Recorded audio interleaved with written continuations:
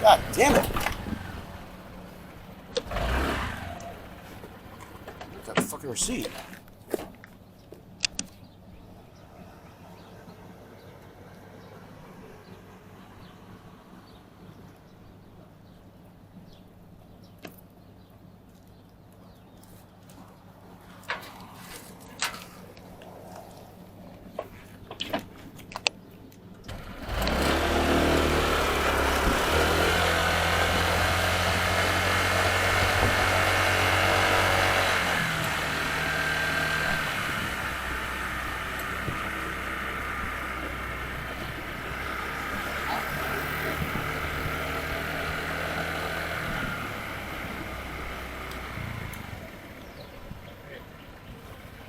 Where's your buddy? Where's my buddy? Yeah. What the fuck is he doing accusing Pam of cheating? I don't know. Don't come at me like that. You were over there asking Pam stuff. Go fuck yourself. Don't come to me like that shit. What's his name? Okay. Kevin is his name. Kevin. Fuck okay. you. Okay. No, he fucked up Pam. I'm pissed. Then be pissed somewhere else. Sack of shit. Come at me like that. In Arkansas now, he drives to my house. Tennessee. Yeah. So, You got by? well, my wife and my granddaughter's coming there for a week with us. So, I gotta get home. So it's 20-hour nonstop. Open the door. Throw it Pound downstairs. van. I'm gonna throw you. I'm driving the DaBinChe. From here to my house. Oh, you don't have to hold on? Okay, hold on. I'll come Swapping over to Dave's trailer, put Dave's scooter back on that, and then Blake's driving from my house up to Pennsylvania, dropping Dave's stuff, and then driving to New York, dropping it off back to Dave. So somebody says, well, Doug's not in the Spanish industry. It's like, no, I'm not. I drove that son of a bitch all the way to Seaside. And then I drove it, but I'm not driving through there. So it's all the DaBinChe after this time. Oh, I didn't know you. I was just gonna hook you up. I was just gonna throw it. All right, buddy. I haven't heard from Eric. I don't think it's right. Oh, okay. This time, last time I had to make it. Yeah. Doctor got me hooked up with frozen nerves. Yeah. Got rid of them. Lived like that for a year and a half. I know. Without having surgery.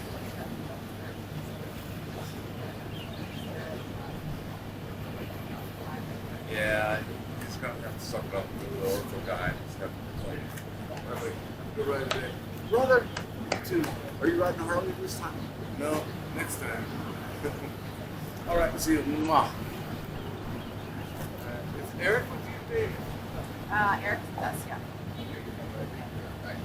Yeah, his scooter's on the recorder, right? Yeah. Wait. Eric's out? He doesn't want to ride. He was there. Right. Royce is all that. Oh, wow. Yeah, he was held back. Hey, buddy. All right. Nothing. I was just seeing if you're riding today, but I just talked to Serena. Serena. You're right.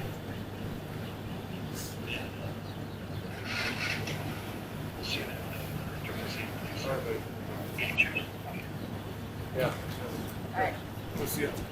So be careful, Judah. All right, Robin. See you at the beach. What's going on this morning? I can't leave. There's just too many people over there right now. Yeah. I don't want to hit a scooter. Yeah. Dude left his light on. Oh, possibly. Right. Right. Yeah.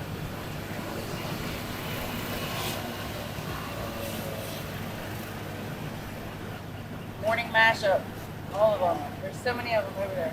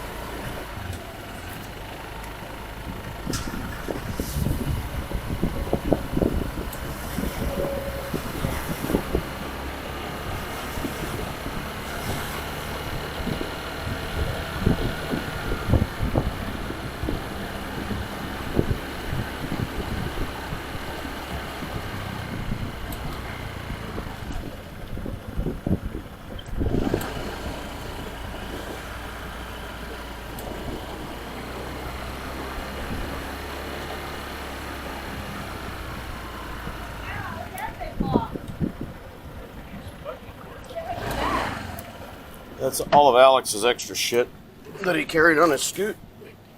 Like 40 pounds of stuff. Oh my God.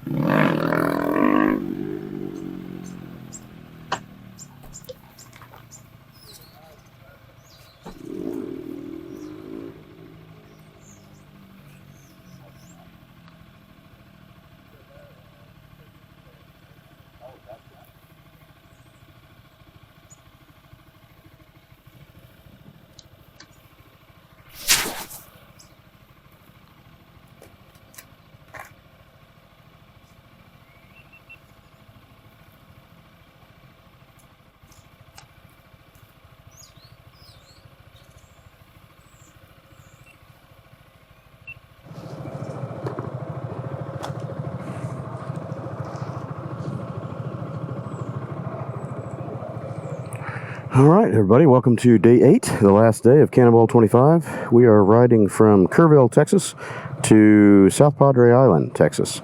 So, here's the start. Checking in per the photo, and my next stop is 15 miles away.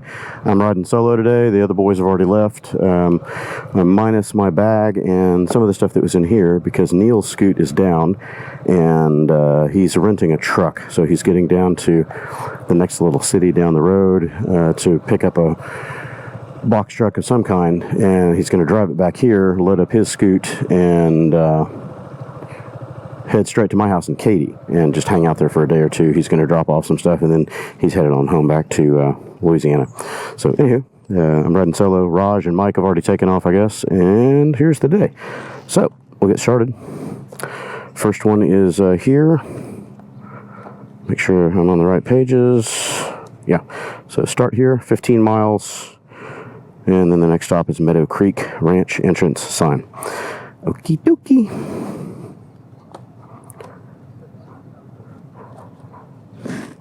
Take a picture. Share my location. Take a picture. Get the scoot in there so they know I was really here. I'm right in the road, so I gotta move. Okay. These gloves are not Moto gloves, and they're really fiddly to get on, and the fingers are all dopey. I really like those Olympia gloves. I lost one on the road yesterday. I have no idea where I lost it. Maybe the 360 caught it getting vacuumed out of the little cubby here. Okay. On the road. On the road again. It's going to be a 420 something mile day. Trail 125. Hope he's alright. Yeah. Cannonball's drawn to a close. That's what I would have been doing right there. Odyssey minivan, probably with a trailer. Yeah, Cannonball's drawn to a close, and tempers, tensions, emotions, everything are running high. Got Mojo, got in my face, trying to start a fight this morning with me over something that Kevin said. I have no idea what's going on. He jumped in my shit. I have no idea what his problem was. Came at me all fast and angry and, who's your buddy? Who's your buddy? I don't know. What the fuck are you talking about? Get out of my face. Alright, so, I'm already going the wrong way. So, I'll flip around here in Harbor Freight, or in the Shell. That'll be even better. Yeah, I'm off. I was looking at the map backwards. Ass backwards, man. Bass backwards. Well, anywho, told him to go pound sand, go piss on himself somewhere else. I walked past him twice more. He's still glaring me down. That dude's got a serious attitude problem. He's always the one starting shit in the forums too. He's the main reason that I got tired of frequenting the Cannonball forums, is that sack of shit. He's just an asshole. And I think this might be my turn. I don't know. No, I'm continuing on the line. Looks like.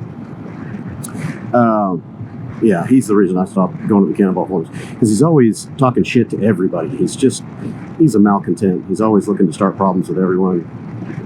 He's just not a friendly guy. He acts all friendly to everybody, but he's got attitude issues.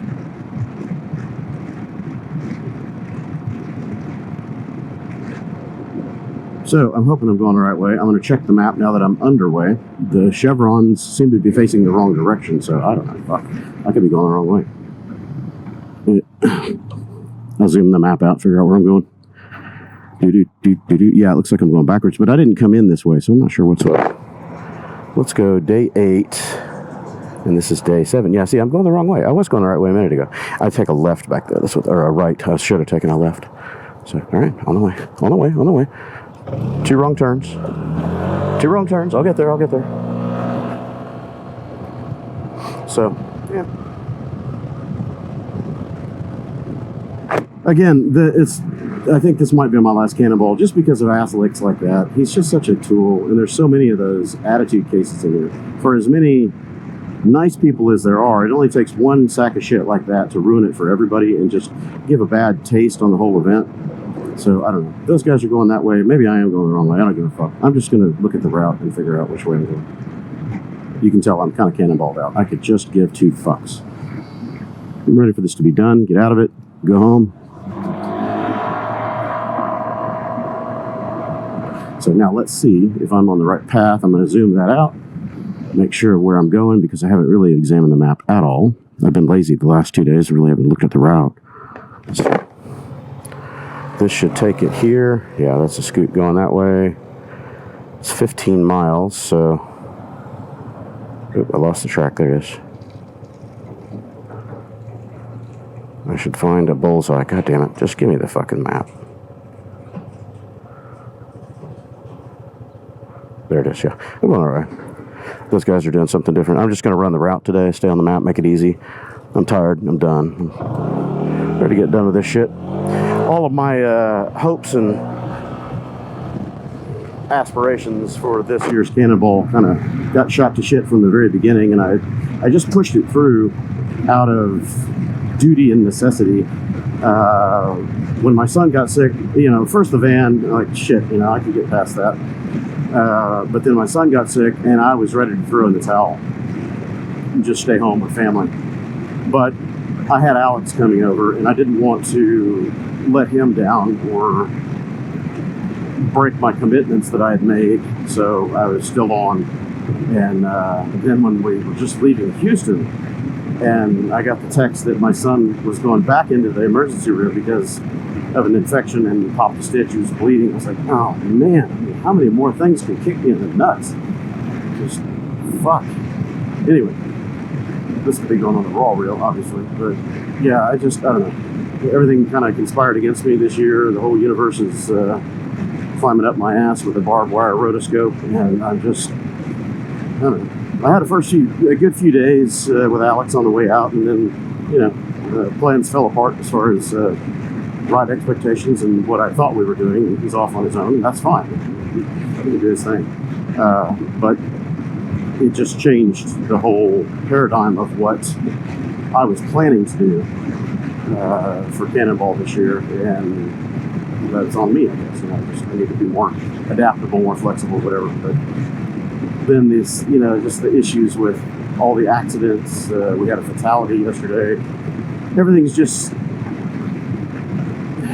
it's getting too busy too fast, and with attitude cases like Mojo and a few of the others that are causing problems in the community, it's just not worth it to me. I have no time to devote to personality disorder people like that who can go fuck themselves and the horse that they rode in on, or better yet, let the horse that they rode in on fuck them. I just don't care. Time in my life for people like that. All they do is bring other people down. I try to be positive and uplift people, help people, give them praise, push them along on their journey, not to tear them down and compete and be an asshole. Ain't got no time for that. Move on. So I probably won't do another cannonball. I think this is going to be it for me. The community has just gotten a little bit too weird and too competitive over nothing. You know? I mean, this is not a real race. You know, you say it right there in the title. It's not a race. It's not a race. Legally, you can't say it's a race because then there's legality and liability issues. So it's not a race, and there's no prize, there's no trophy, there's no nothing. It's just bragging rights. So when you get people in the game that are cheating or overly aggressive or just fucking malcontents like these people that I'm dealing with today, fuck them. You know, why force yourself to be around them? The event is fun, but the people are tearing it down. You know, you've got these squeaky wheels that are falling off the carriage, trying to yank it in the wrong direction, you know. I'm not going to go faster than you. You're on 250. You can go. It's all yours.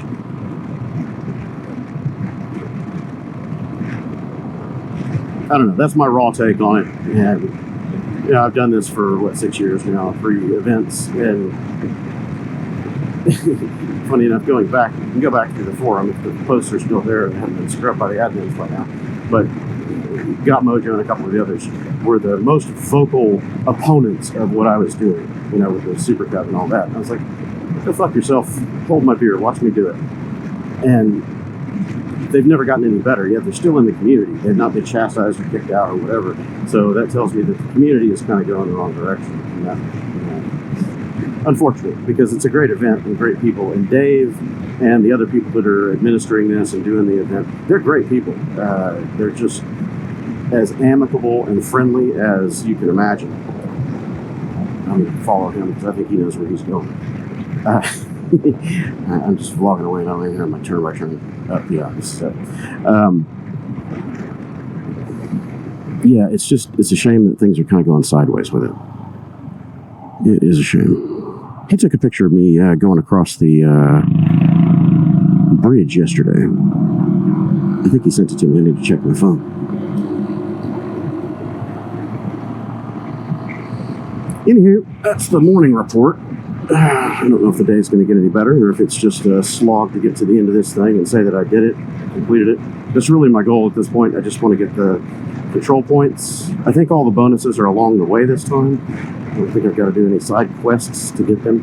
So I'll finish this out, chalk one up for the books, and move on about happier, friendlier endeavors.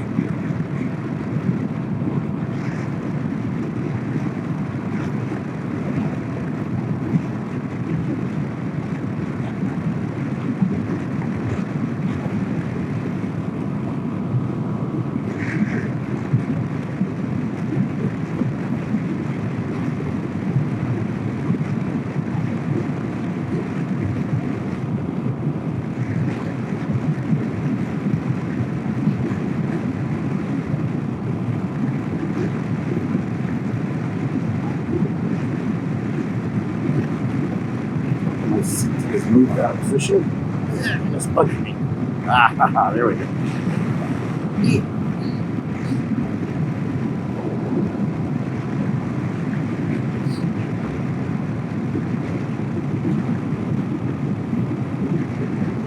Scoot doesn't really feel all that different with without the extra weight on the seat or in the box. Just the variator's getting kind of old. Get a lot of miles on it now, the belt and variator, so I need to clean it up when I get home. I'm tapped, pretty much tapped. I'm only doing 59, so it's time. I hope it makes it through today. I did get my variator tool back last night. Thank you very much. So if I have a failure, at least I can fix myself on the road and not be stuck sitting in the sun waiting on a support vehicle or help to come get me.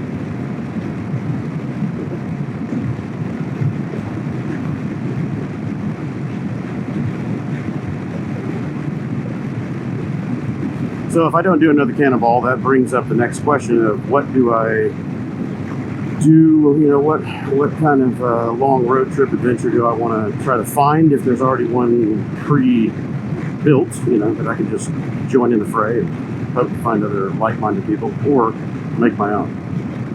And that's a challenge and an undertaking all in itself. And I could probably pick Dave's brain on ideas for a rally. My idea is kind of a small bore rally. Keep it small, keep it slow. You're a lot less likely to have, major injuries. You can still mess yourself up pretty good on these. But, the slower the machines, the less quote-unquote racing goes on, and it forces people to relax and just be more in the tourist mode, which is what I'm interested in. I don't need to do the go fast, I'm going to get there first kind of nonsense. I mean, that's fun among similarly classed machines, but when you get a lot of varied classes in there, you get people running too fast, riding outside of their limits and things like that. So, small bore rally of some kind, localize it to a state, and ride a bunch of fun twisty roads, not fast, just hanging out, and stay in hotels or camp along the way, something like that. Just a fun get together where people can get to know each other instead of racing to get to the next checkpoint and racing to get to the end. Which, again, I'm not bashing Cannonball. That's the spirit of Cannonball, and I'm approaching it from a different angle.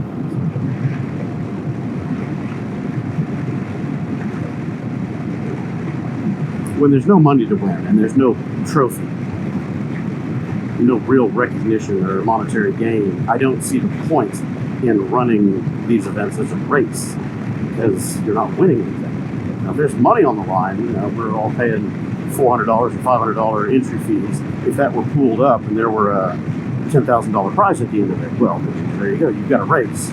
There's a goal. There's something to be gained at the end of the run, so you take your chances. No risk, no reward. So anyway, but this can't be a race. Legally, it cannot be a race.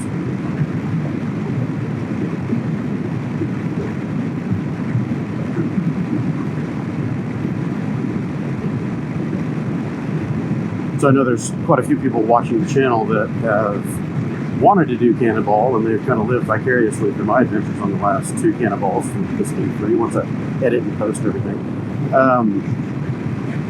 I don't know if I'll be there with you if you manage to make it to 27 or 29. I don't know if I'll participate. I might change my mind, but right now I could give 2 fucks. I just cannonballed out. And of course, this is at the end of the run, and I always feel like that. But the mood has changed this year. It's not quite the same.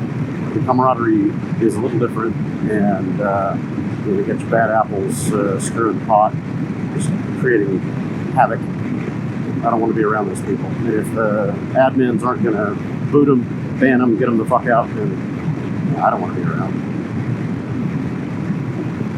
And all they're doing is creating strife.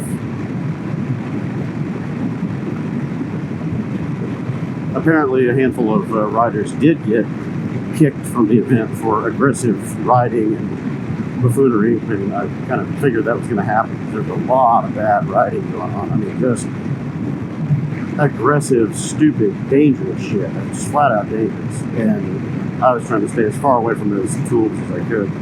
And a few of them have gone down, had wrecks. The others just got booted by the admins because of the bad behavior. And it's all on video, you fuckwits. I mean, come on. Everybody is running cameras now. When I started doing Cannonball in 21, I was one of the few people rolling cameras the whole time. Most of the time. But now everybody's got 360s, they've got dash cams, they've got helmet cams, they've got, on bike cams of all flavors. Whatever you're doing is going to be recorded from a ton of different angles. Don't be a douchebag. And don't be an aggressive prick that's about to cause an accident to other riders, because that will get called out.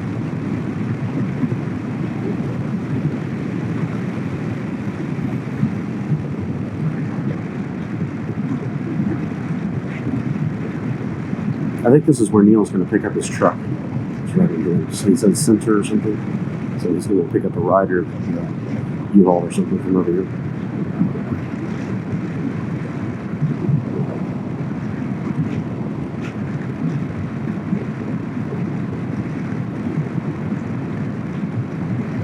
Yeah, so anyway, as you can tell, my Cannonball enthusiasm is well quenched. Is this it? No, it's the next turn. Well quenched. The fire has gone out. I am not really in the mood for any of the bad attitude and buffoonery. I am much more in the mood to just relax, go back road touring, camping, back to my roots, which is kind of where this started. Trying to find a way to tour the back roads of the country with a group of like-minded people.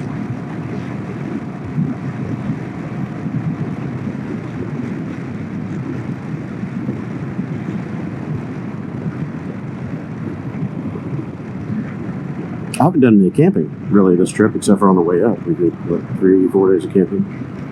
4-ish, something. 5. Yeah, 5. We stayed in a hotel 3 days on the way up to Seaside. Since then, I've been staying in hotels, and I'm not really complaining. Yep, there's the U-Haul right there. This is where Neil's going. Neil is going to hitch a ride, get a ride down here, and pick up a truck and take it back there to pick up his scoop. I hope he can get it loaded. I hope somebody will be there to help him to load it. He'll manage. He's a pretty resourceful guy.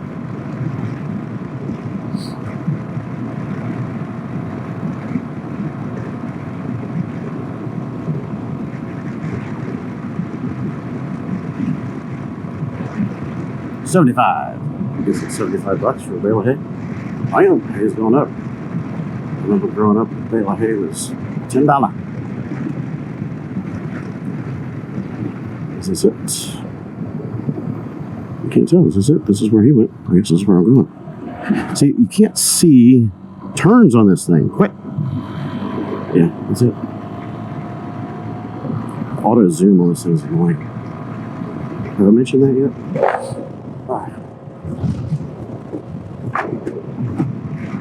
I wonder if I'm still brewing on that. Just the audacity of that dickweed got Mojo get fucked. The audacity of it just barging up in my face and starting shit out of nowhere. I'm the most easygoing guy there is. You're gonna come start shit with me? Guess what? You're gonna see the other side of that coin, motherfucker. I think I got it on dash cam. That was the only camera running. Oh man, this is rough. Damn. I didn't have my other cameras running, but the dash cam was on. At least when I pulled up, I may have turned off the key too quick to see the whole interaction.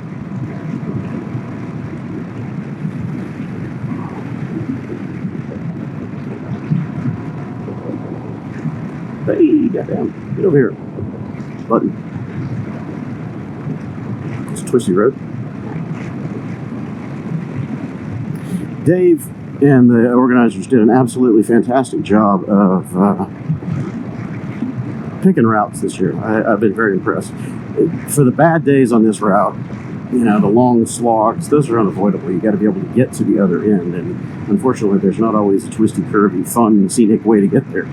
At least not without adding a lot of extra miles. So, getting through New Mexico and Texas, it's just long, straight, boring roads. There's not a lot you can do about that.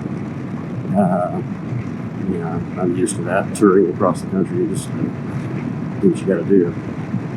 And invariably, you're going to end up on the super slab somewhere, rubbing elbows with big trucks and crazy cagers. So, you just have to take the good with the bad. But overall, resoundingly positive route.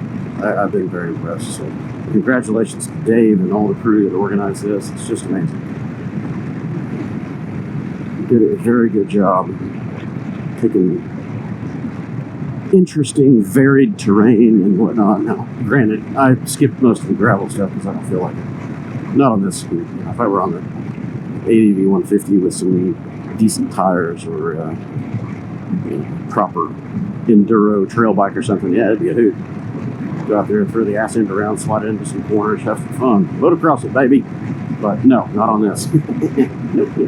Skip. This thing don't like gravel, and I don't like this thing on gravel. Uh-oh, going the wrong way? I think we're going the right way. Ah, he's coming back from a checkpoint. So I wonder if there's an alternative that is a shorter path.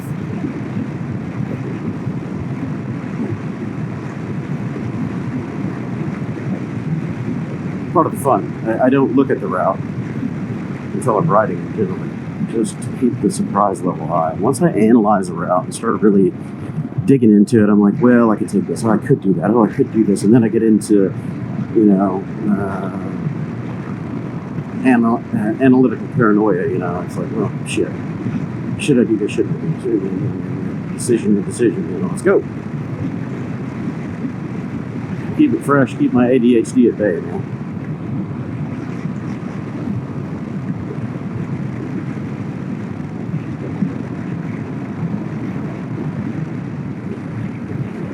I think that is the sign. I saw the sign. This is it? Yep, Meadow Creek Ridge, that's it. Get it on this side of the road with the bike in the background. Ooh, gravel, gravel. Them's marble gravel. Ugh.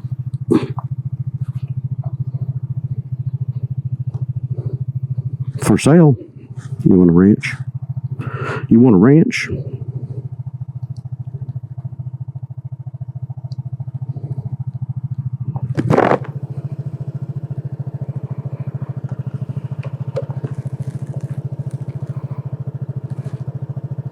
Meadow Creek Ranch entrance, and then it is 34 miles to St. Francis Chapel. I'll just run the whole route. I don't care about shortcuts today. 420 miles, I can do it, I can do it, I can do it.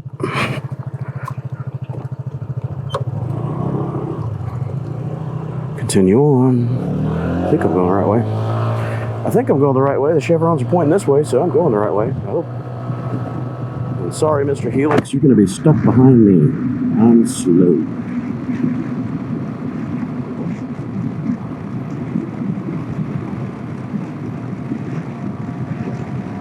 Yeah, Dave has done a really good job.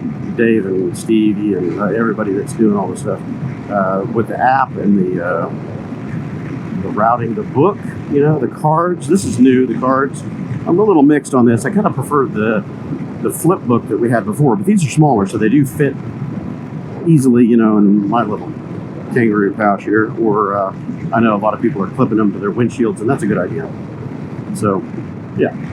It's neat. But the book this year, the full-size book that we've looked at a few times, man, that detail in that's great. And they were very good to outline the alternate paths and say, if you do this, it'll skip all of this stuff and add miles or subtract miles or whatever. So they've done a very good job with the route. I'm thoroughly impressed. And that's my fear of, you know, if I take something like that on and I want to do a small bore rally and organize it for people of like-minded endeavor, it's a lot of work, man.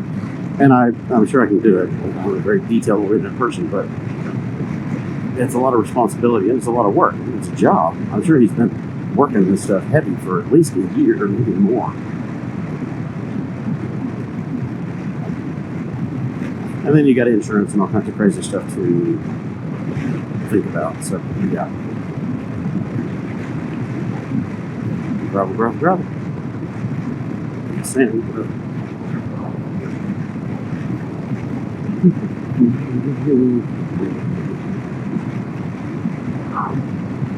Zoom. That's on.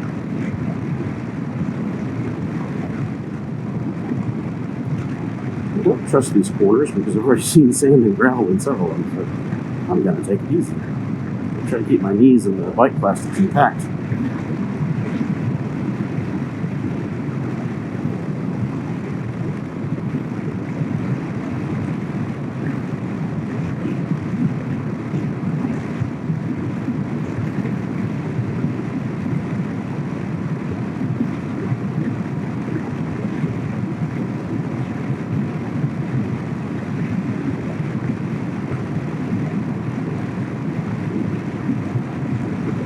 Very overcast today. I did not do my weather report, but I checked the weather before I left.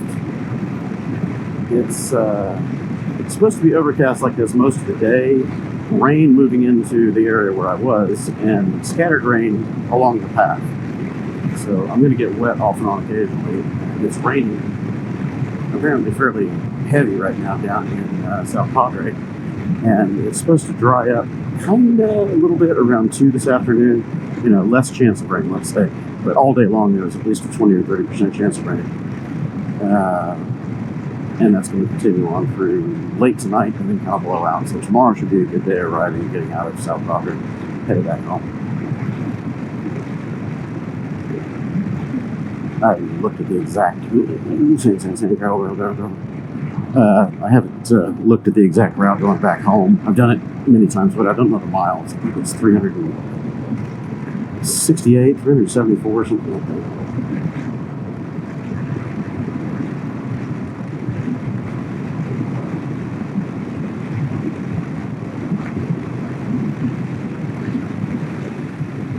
Oh, binders. Front brake lever still takes quite a bit of pressure, but the pads are excellent compared to the blocks of wood that came on this thing from the factory. Could have gotten to the hardware store and gotten some balsa wood and thrown in here. It probably would have gripped better than those original pads.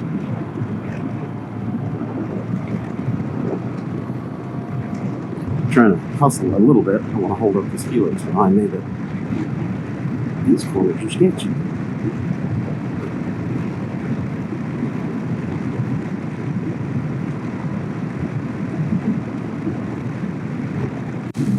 This is a two-way, although not marked, and I've already seen a few cars hauling ass by me. I don't want to be in the oncoming more than I need to be.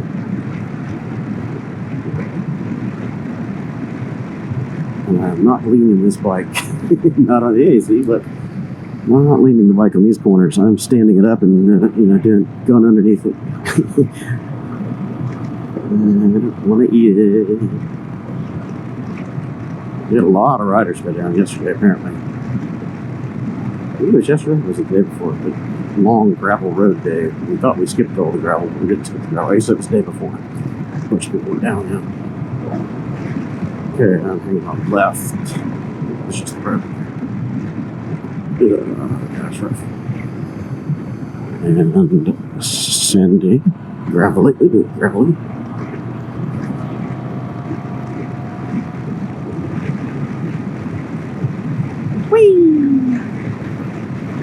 Rollercoaster. Whee! Where's the road go? There it is.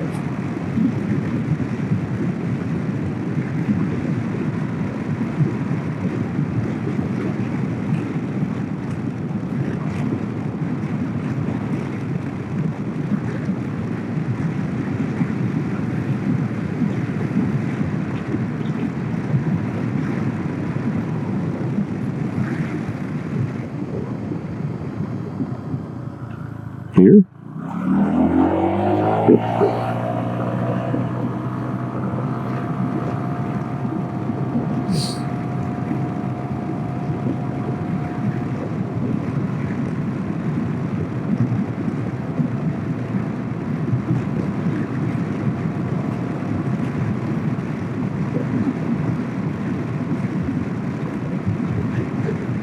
Birdie, watch out, birdie. That looks like a bump. I need to slow down for that. I called it. Don't trust the corners. Don't trust the corners. It's a trick. Don't believe it. Don't do it. It's a trick. Don't tell him your name, Alfred. Name that movie. Woohoo!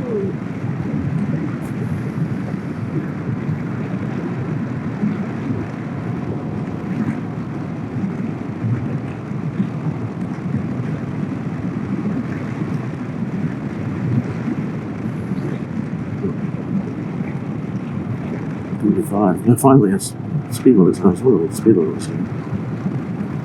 Ooh, loose gravel. Loose gravel. And a road that goes witchy. Witchy way. Oh, that's loose. Front tire went. Yeah, you can see all the loose gravel. This ain't paved. This is wannabe paved. Might have been paved. Used to be paved. A fast scoot coming up, you can have it. You don't want it. You can take the lead. Get the dirt now, probably. I ain't dirt napping. I got to day 8 last time unscathed, and I managed to drop it on that damn bridge. Gravel bridge. I don't want to go down. Because it's loose. Come on by.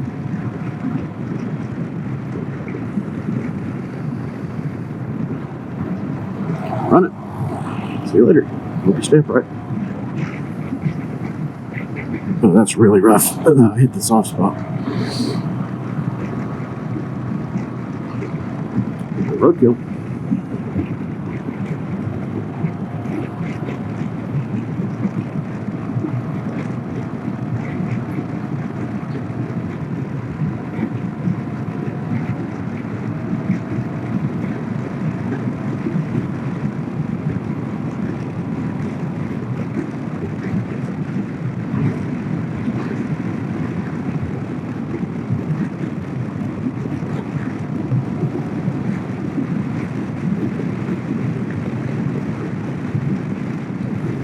Sketchy corners and cattle grates. Cattle grate and gravel on a corner. No. Yeah, not worth running that one hot. Did we go? Did we go? Did we go? Yeah, we did. We missed. Yep, he was right. Yeah, somebody else missed too. Looks like you followed that road, but now it's gravel? Son of a bitch. No, I don't want gravel. Hopefully this is a short one. This was not listed as being gravel, so maybe that's why some of those other riders were turning around. Alright, great. Fine, I'm on gravel again.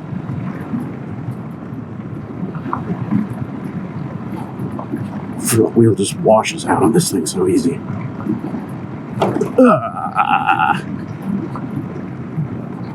Watch, I'll get to day 8 and I'll lose it on fucking gravel again.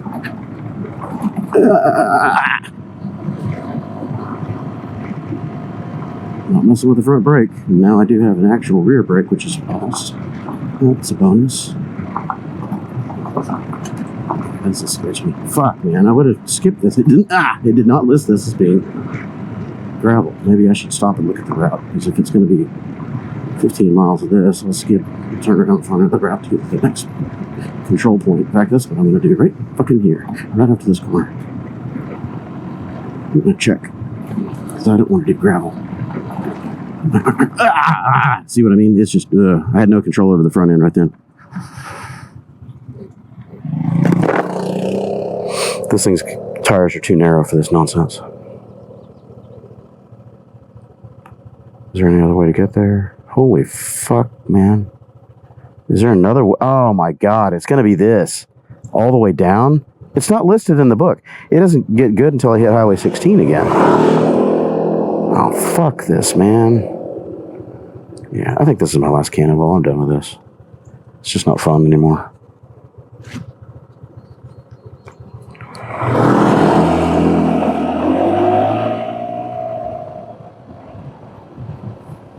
And now I got all the gravel to, the silt to deal with. Fuck.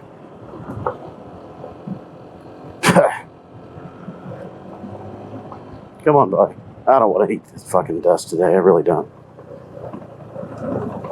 I don't want to eat this dust today. If I've got to backtrack 20 goddamn miles, go ahead. If I got to backtrack 20 miles, I might. I'm just tired of this shit. Fucking tired of it. How long is this? This is 15 plus miles of this is what I'm looking at here. I'll bet 10 miles of it. Yeah, it's... God damn it. See what I mean? Tires don't like this shit at all.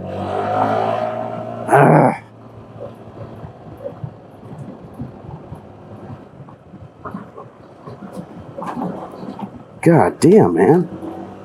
Fucking goat paths.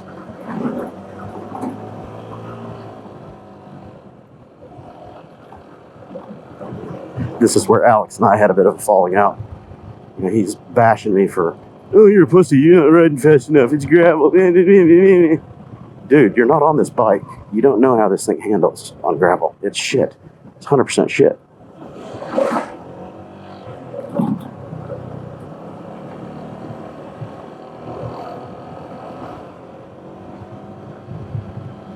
Yeah, but we got city grips, but we got the same tires. No, we don't. You got a 16-inch wheel with 20 or 30 more millimeters of width on there. It does make a difference. It makes a lot of difference.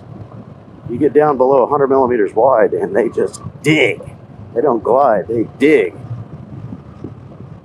Especially with no knobbies, you know. No knobbies, there's nothing to grab the surface and try to get down to the base, you know, dig through the top layer of soft shit. Marbles like this. Yeah. I'm cannonballed out. I give up. I quit. I don't want to do this shit anymore.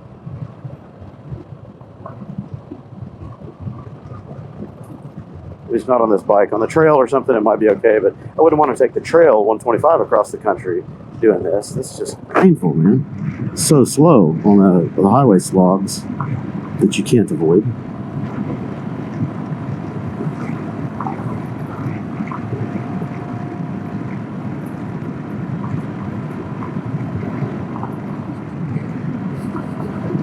Ah, fucking silt. Ah, I got it in my teeth. My teeth are getting crunchy. Sketching left, right, can't maintain a line. Oh, yeah, see, it's right there. Front wheel tried to fold. If you don't catch it quick, it will. It folds all the way, and you're no longer going forward. You're going sideways and down.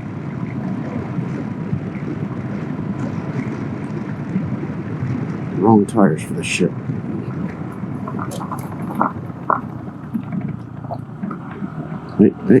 Hey, stay straight.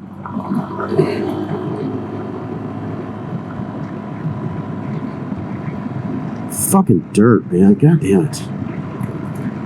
Did I read the book wrong? It was not listed as being a dirt section today.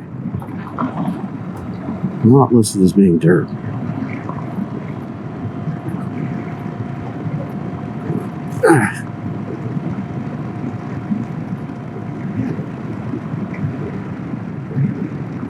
Just gravel on top of pavement. Perfect marble conditions.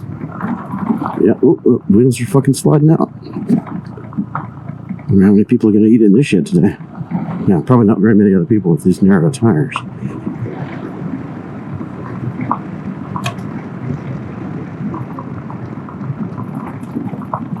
Yeah, she doesn't want to stay upright.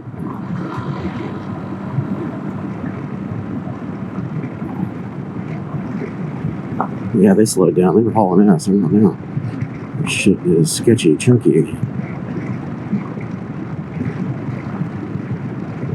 And again, if I had on proper motocross gear, I might even be willing to throw this thing around in the gravel a bit, but I do not have motocross boots on. Who would want to wear those damn things across the country?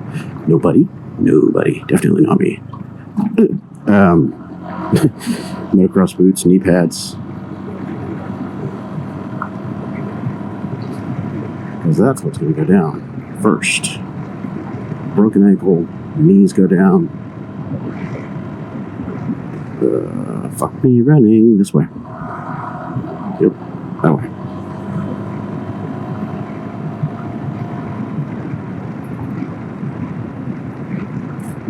Whoa, see, full sketch. Front wheel tries to tuck in under you.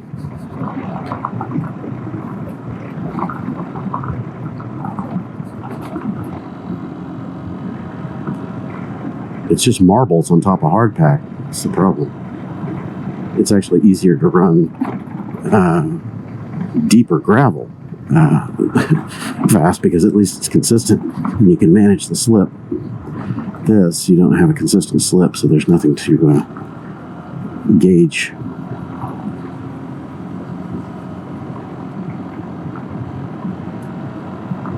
Need to plug in my camera before it dies. Another cattle grate, and that looks like a good spot. Loose livestock, oh goody.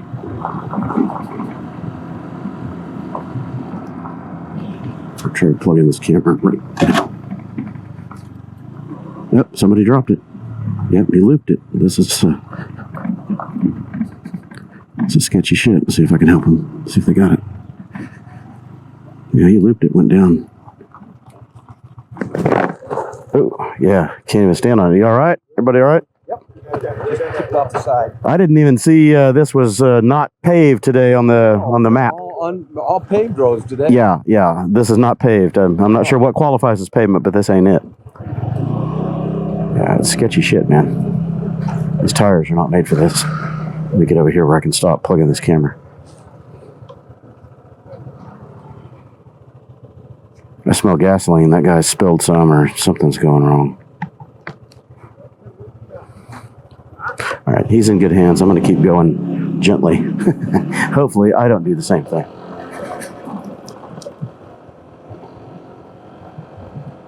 I don't know if they want to follow behind me because I'm not going fast, so you guys can go on. They've got much chunkier tires than I do by at least 30 millimeters, so I ain't doing this shit fast.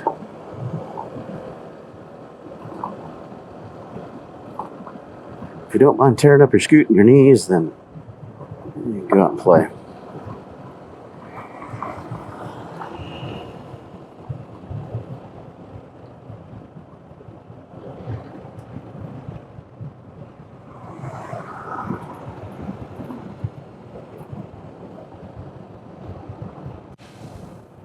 Now I'm back in the silt.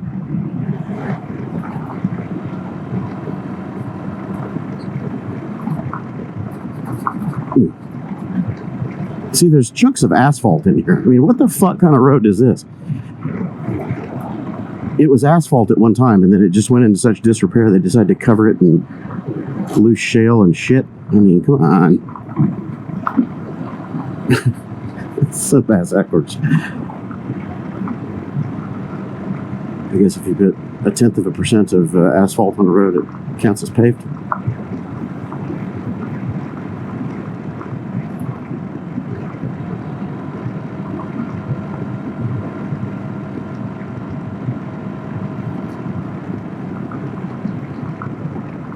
Washboard, chunky gravel.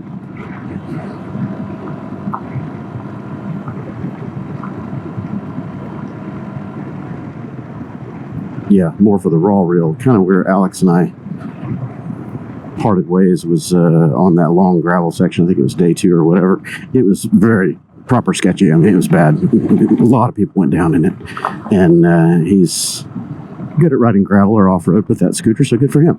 But he was kind of browbeating and bashing me and Raj for riding slow. We're riding slow because we didn't want to eat shit. And Raj did. Raj slipped off the edge of the gravel off the side in a real deep embankment. He was reaching for his phone. His phone fell loose or something, and he was reaching for his phone. And then the scoot fell over down the embankment, and he fell down the embankment kind of behind the scoot, under the scoot. So I went back looking for him to see if he was okay. And Alex is just running circles, being a bit of a tool, making light of the whole situation. But yeah, it wasn't a serious injury, but Raj is stuck and he's turtling and he's trying to get out of that, and you're being a dick about it. And then, it's just, that's not cool. Not cool. I called him out on it, and since then we haven't really been talking, so.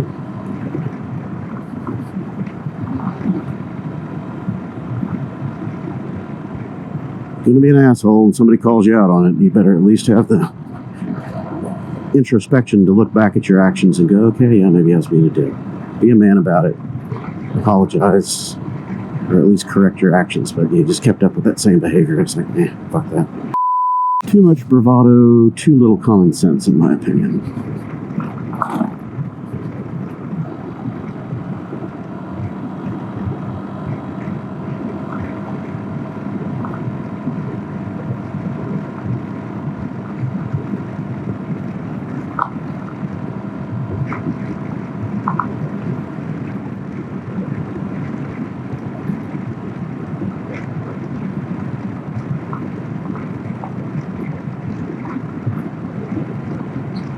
Yeah, all those fast ADV riders have slowed down. And when I say ADV, I mean ADV 150, 160.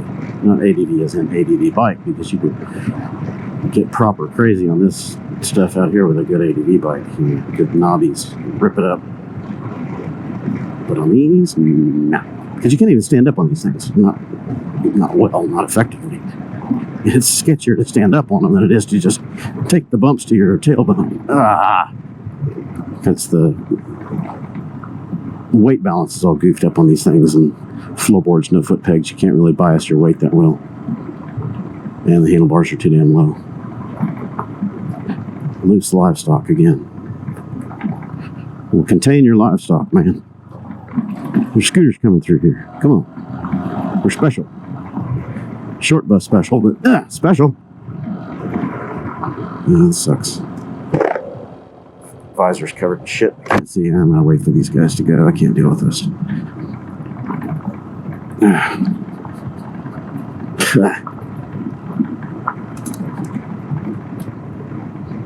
Rear brake, not front. Rear brake, not front.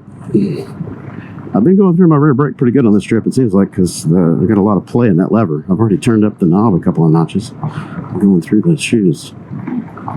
They're still the original shoes. 20,000 miles on them, so they might be getting a bit thin. I haven't measured them compared to new, but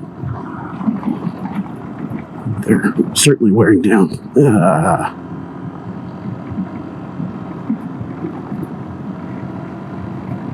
Still just far enough back that I'm not eating your dust. My teeth are gritty. Stay.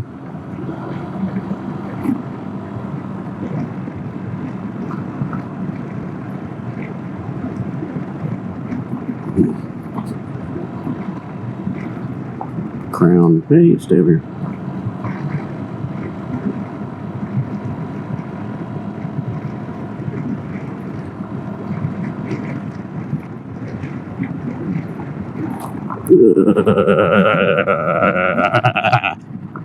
And this is exactly what took me down. Just something just like this. You got a concrete wash right here over a creek, and there's loose gravel and sand and shit on top of it. And we're trying to brake and change direction. But at least I didn't hit it at 30 miles an hour or 35 this time like I did back in 2003. Damn, that's rough. Yeah, this is not for scooters. This is for trucks. Hey, it's paved again. Don't get cocky. Don't get cocky. As he accelerates toward his doom. Hey, it's pavement again. What do you know? So it's about, what, 7 miles of that shit? 8 miles? I don't even know. It seemed like a long time, but we weren't going very fast. And I managed to keep it upright. Don't get cocky. Stump? Huh? Just said stump. Yep, see gravel on corners.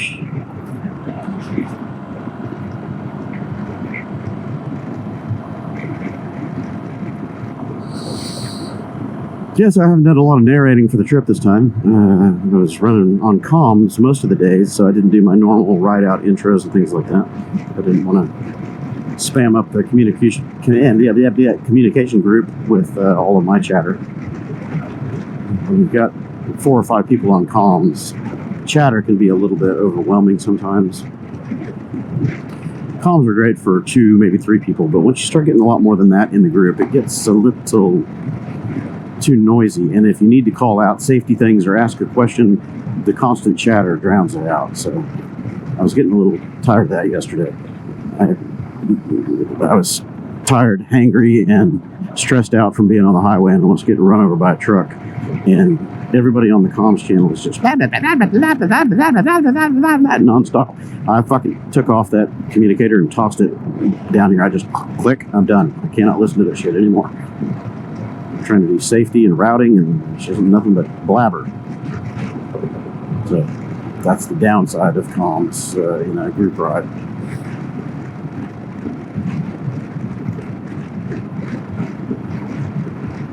Nothing against those guys. I'm not saying they can't talk or whatever. It's just it gets overwhelming at times.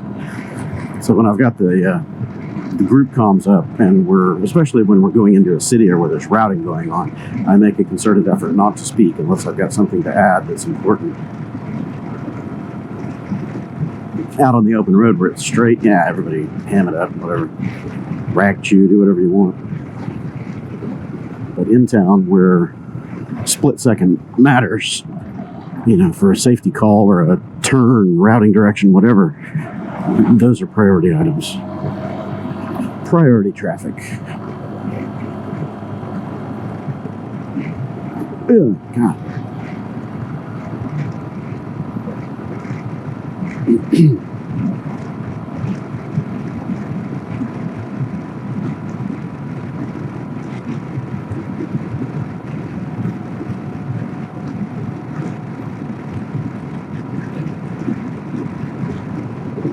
Looks like we're getting back to a major road finally.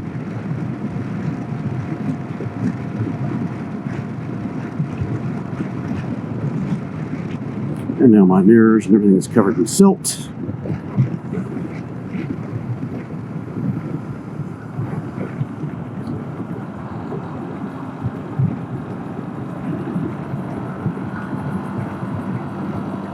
It's a roundabout way to get back to the highway. Now everything's glared. Can't see shit. I want to dust off my visor. I'm not playing this. I don't need any more distractions or annoyances today. I'm just gonna let these guys go. I'm gonna park right here. I'm gonna fucking clean my visor. Don't need the hell of headaches. Certainly don't need guys like that running up my ass fast. Hey, they found a way around it. They found a way around the shit. I'm gonna park here, clean my visor, enjoy my little rest stop. Hey, you stay upright. Now I gotta figure out where I put my rag. I think I put it down here because I was rearranging all my kit. I need to put it up top. So let's do that now. Let's do that right now. Yep, there it is. I don't need any more annoyances today. Some malcontent asshole started off my day on the wrong foot, but I'm gonna find a way to correct it.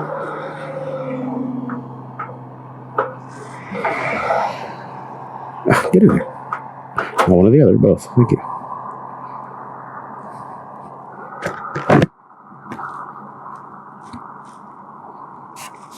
This is Alex's spray bottle. He loaned it to me at the beginning of the trip. So whatever you do, don't lose that cap. Okay. Still get the cap.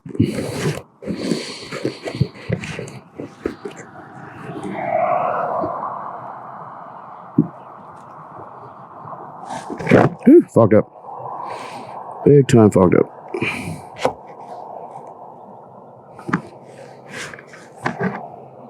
Hey, I can see again. I can see again. Can the camera see?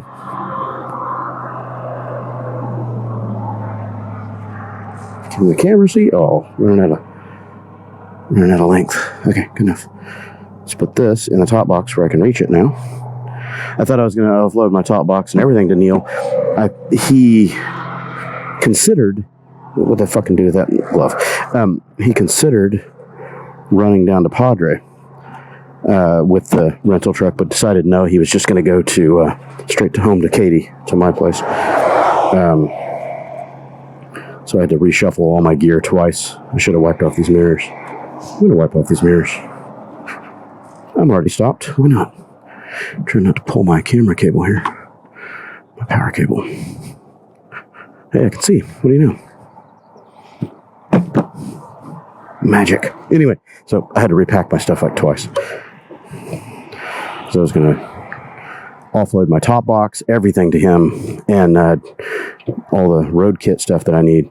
All the road kit stuff I need was under the seat.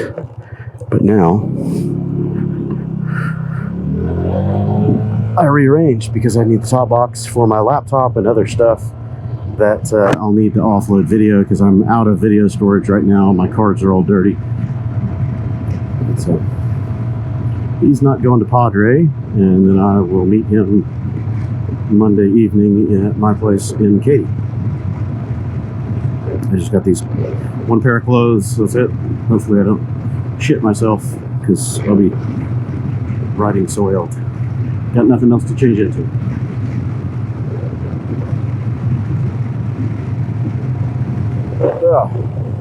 It's hot already, man. Or it's humid anyway.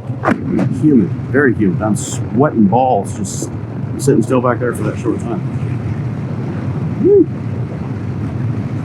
Some airflow moving.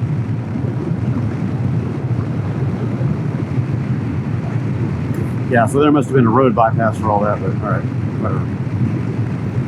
It was not marked on the map as being unpaved. One demerit.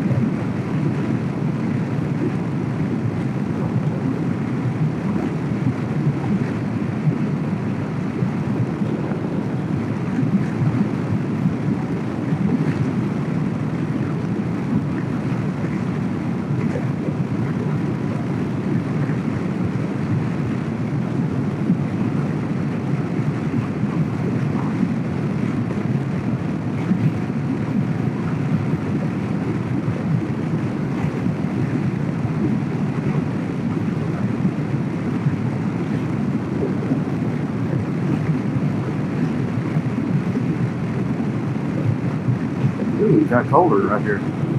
Like 6 or 7 degrees colder just all at once. Boom.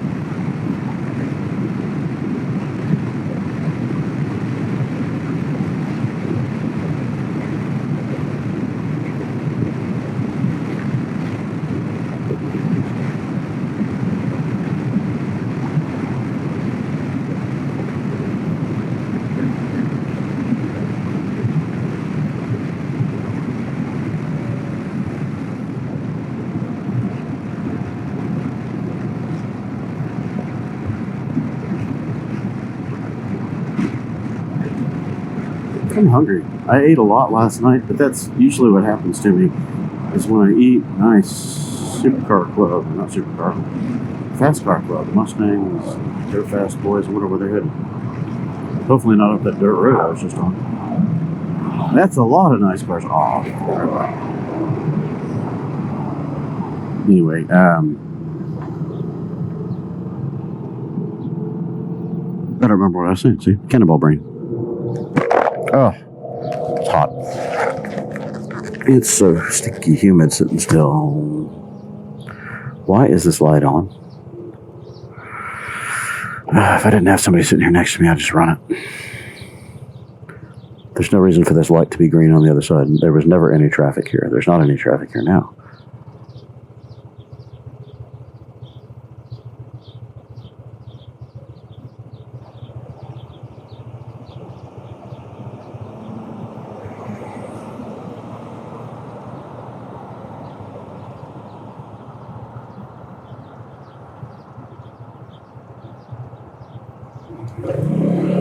You go, buddy. You're going to get stuck behind me.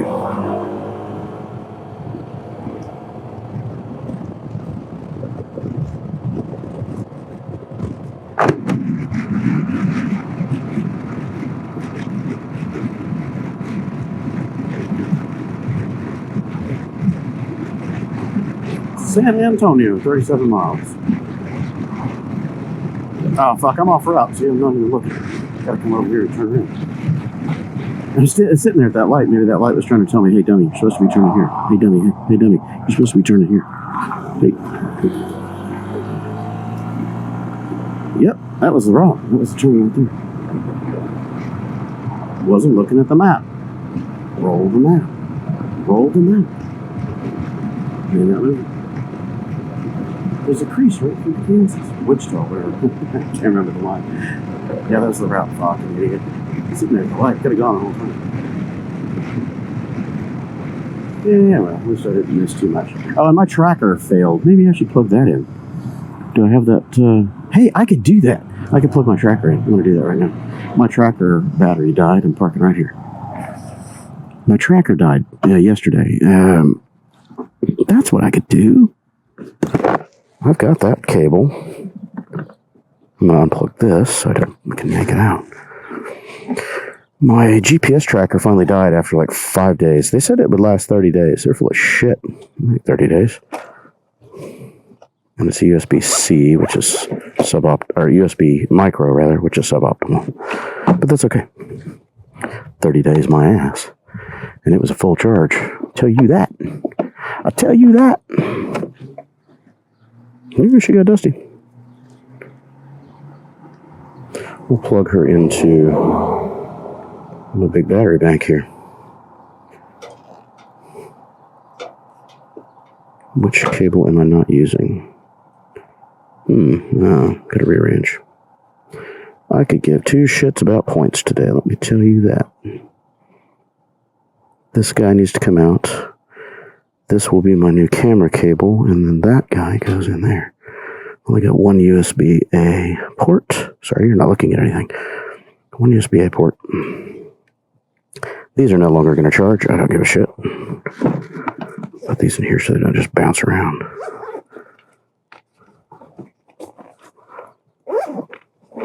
Oh, get in there. There we go. Okay, so now, this guy I don't need right now either. That's what I didn't remember to do, was to charge my tracker last night. I looked at the live report, or live stream, and it showed that I was out in some other state. I don't know where it was. Okay. All right, stop fucking with me.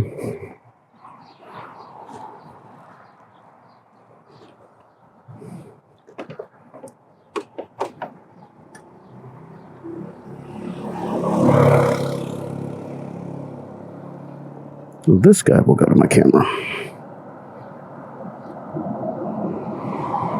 See, this thing isn't charging. I think it died. Yeah, it died. Huh. Try out the cable. You're supposed to have 30 days with the battery. That's what they told me. That's what they told me. Land, air, sea. The app seemed to be working okay. It's not bad. But the trackers are just dying fast. They're dying in like a day. The other ones, the smaller ones. This one's supposed to be 30 days of battery. 30 days of battery. 6 days, that ain't it.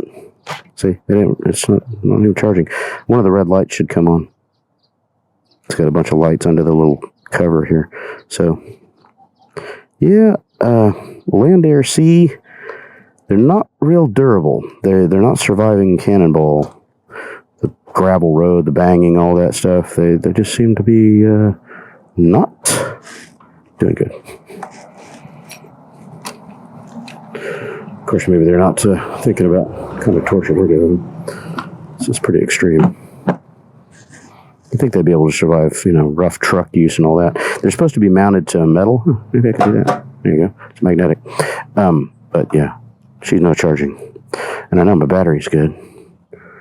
Yeah, 77% in that pack, so I don't know, don't care, gotta get on the road. Gots to go. Plug this back in so it doesn't die right now. And there I go. Maybe, just maybe, it will decide to charge and turn on. But yeah, it doesn't look good right now.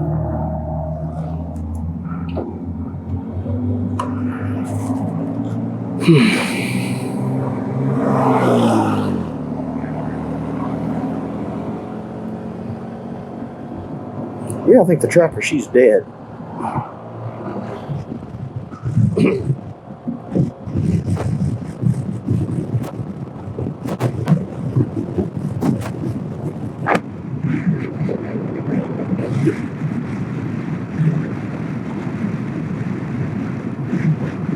maybe getting banged around in that box on all the gravel roads and stuff just killed it. I'm not sure. The one that I gave to Alex did the same thing on like the third day of the trip, heading out of Houston. We charged it. It was running. It died on like day 2, and I plugged it in to charge it, and it just would not turn on. It wouldn't charge. It wouldn't turn on. Nothing. And there's a little reset button on there you can click, but I don't know. It quit. 2 of them died. This big one that was working well for a while is now kaput. And the smaller one, I forget the model numbers, but the smaller round. No working. No funciona. Está quebrado.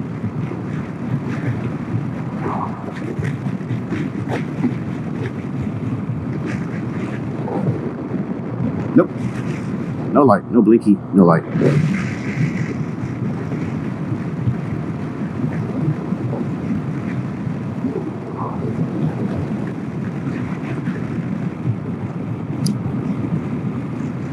Try to stay on a positive note today, looking for some interesting scenery, but there's not a lot to see out here in this part of Texas. It's kind of blah. Behind me, in the hill country, Twisted Sisters, that's nice out there, but we bypassed that yesterday. Almost. I hope I'm going the right way. He's on the big line. No, that was, I couldn't do it.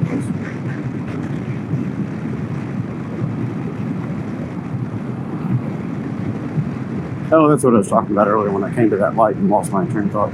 I'm hungry this morning. Usually when I eat a really big dinner, if I eat it kind of late, which last night was late, so like 7 o'clock, 8 o'clock, my body's working on that food all night, and I wake up hungry the next morning. It's weird. If I eat a little bit earlier in the day and I get my digestion done, mostly before I go to sleep, then I wake up the next day and I'm not hungry. I don't know what that is. Never figured that out. I just know the routine. So I try to avoid big, heavy dinners. I had a steak dinner. It was a good dinner. But I wake up the next morning hungry. My stomach empty, cramping, and telling me I need food. Sport bikes.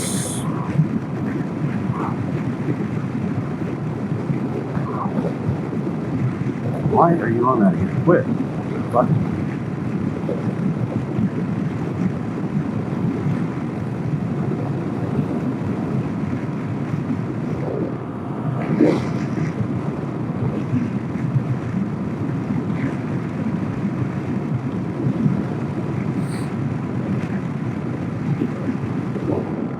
Nope, no light, no blinking. She's dead.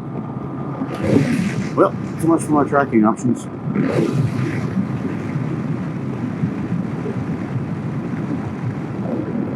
Track on here, it should be tracking already on the Cannonball.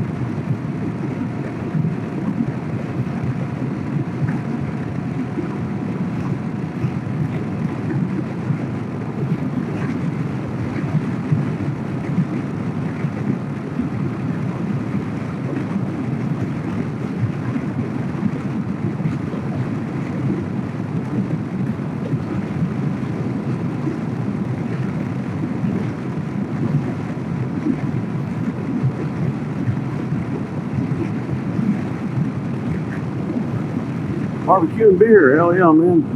We're early in the morning, but we're for sure that.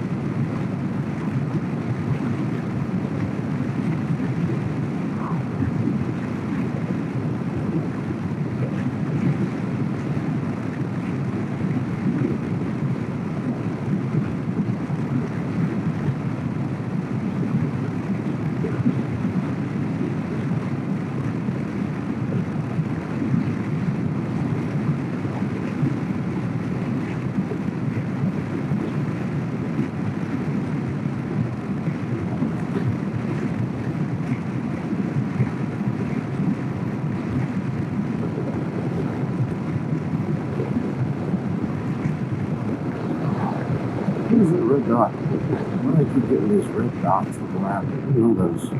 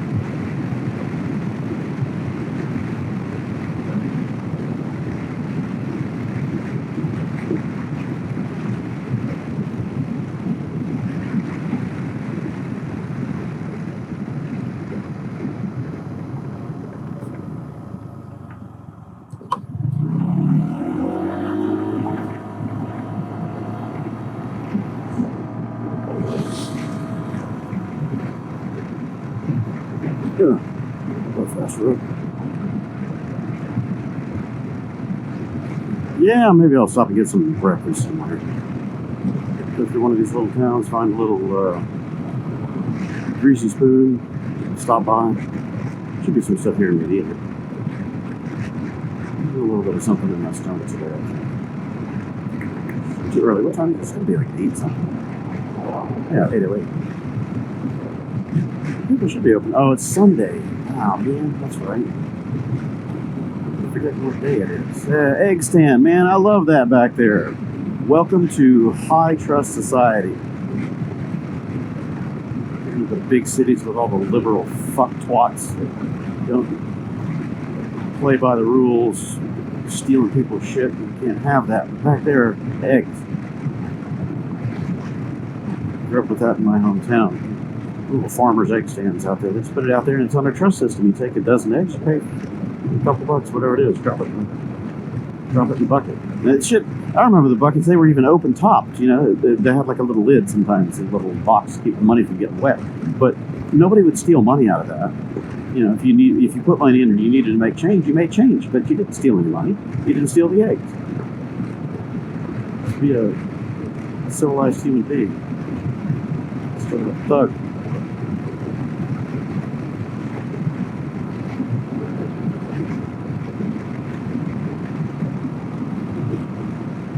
The world has kind of gone to shit. But you get out here in these rural areas and you find the nice places, you know, nice scenery, relaxed people, honest people, the smaller towns. Because people generally know everybody. You know, everyone knows everyone in the small towns. It's just a nicer, friendlier way of life. They're just waiting to do things.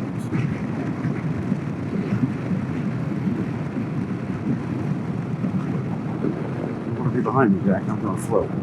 Alright. Ooh, man, that sounds right.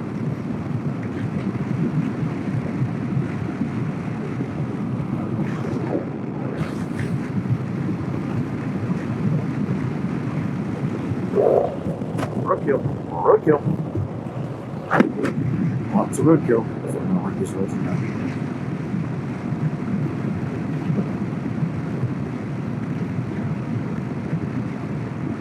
Oh, thank you, Cloud. I can see.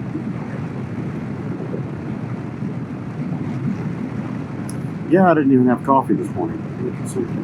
And I'm not carrying my canteen, my water, so I got nothing. Nothing. No water, no snacks, nothing. Just stop and get something. I don't need to stop until the bike starts getting low on fuel, so it might be a while.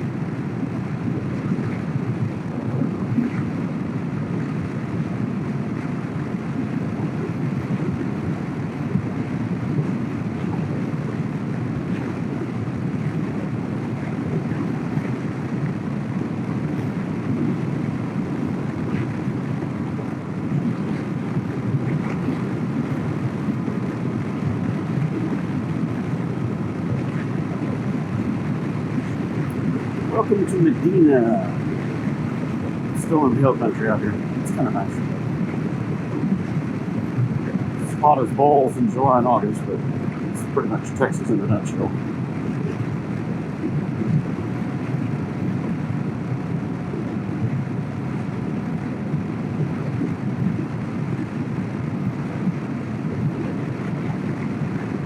I was very impressed with Idaho. State that I've never visited, and man, the scenery was just spectacular. They had everything. Mountains, everything. Green, nice roads. They had high deserts, they had high plains, they had everything. Might like that a little bit better than Wyoming. Tennessee is really nice too. Tennessee is hot, real hot, swamp hot like Houston is. A lot better roads though. Arkansas, Missouri, Tennessee. I haven't done much touring in Kentucky, but Kentucky was nice, but I've seen it. If I decide to move out of Texas, really check on the states, figure out what their political leanings are, you know, taxes, the amount of libtard infusion they've had over the last decade or two, see kind of where they stand.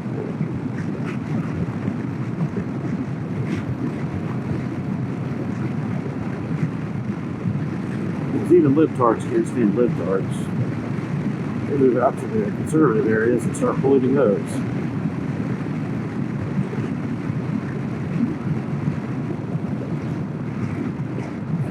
The rights don't want to go straight.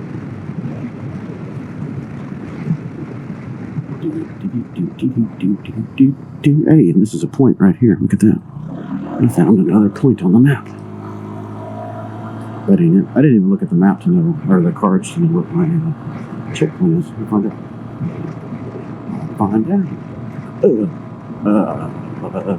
Quality of this road's already suspect.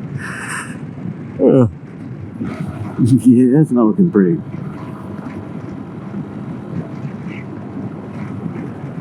Scoot! He's backing out of here, so that must mean there's more shit ahead.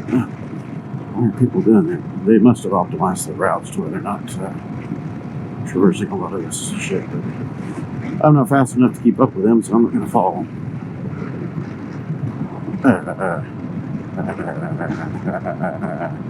This is the church.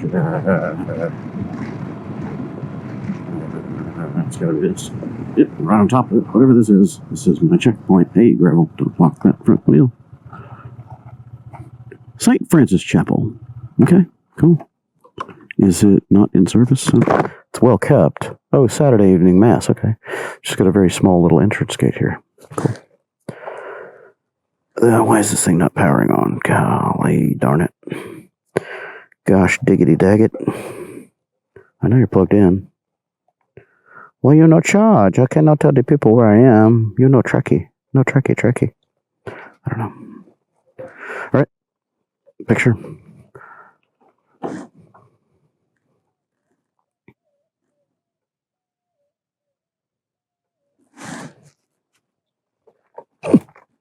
Get the bike in the picture so there's no ambiguity. There we go.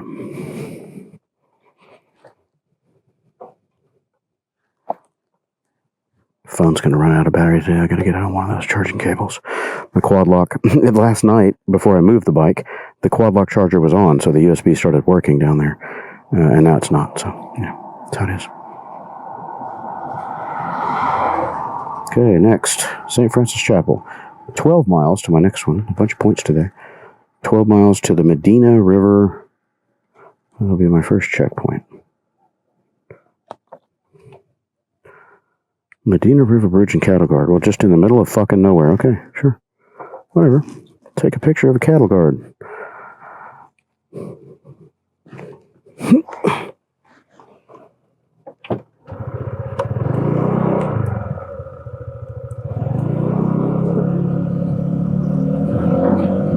I think that's Ben that just pulled in behind me. Couldn't tell.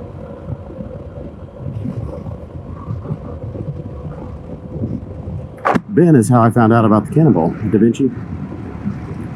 I was looking at scooter touring and stuff like that. Specifically, I was looking at the Honda Elite 110. And a couple of his videos came up on YouTube. And I started watching some of the crazy stuff that he was doing. He drove that thing up to Alaska. He did all kinds of stuff. And that's how I found out about Cannonball. Yeah, it seems like a lot of fun, but it was a small group back then.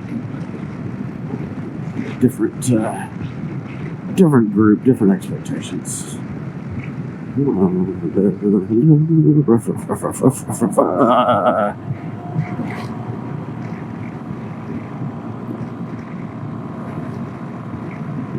Yeah, that's really shit.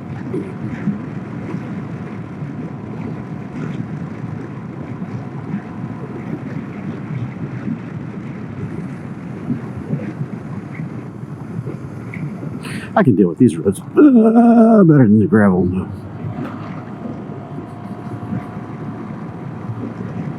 Just rattle your scooter to pieces. Our Super Cubs, after all the abuse they sustained on gravel roads, all the panels just rattle like crazy. The fender rattles, the front fork shrouds rattle, rattle, rattle. Everything rattles on those bikes now.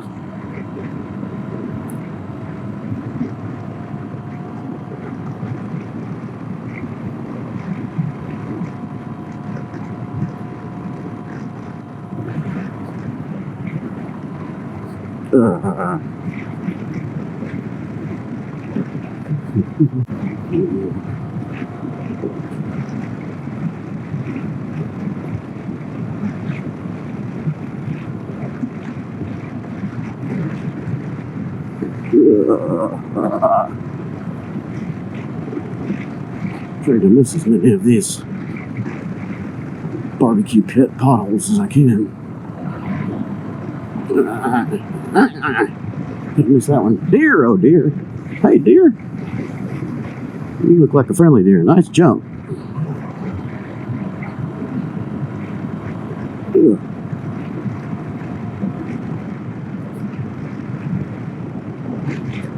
Slow. Okay. I don't think I want to take that one fast. These brick posts might leave a dent.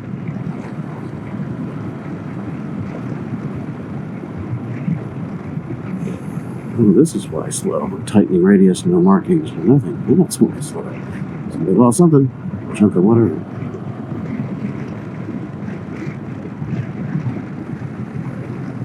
Now I see why that guy was backtracking. This road is shit.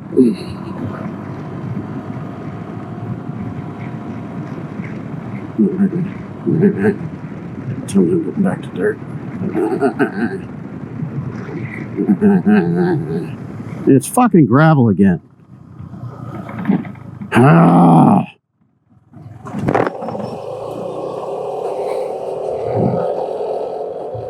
No, it's not. It just looks like gravel. So much better than gravel.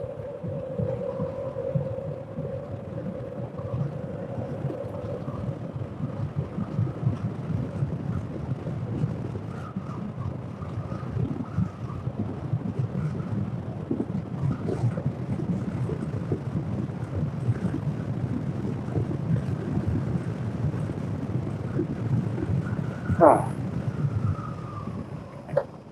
Break. Hey.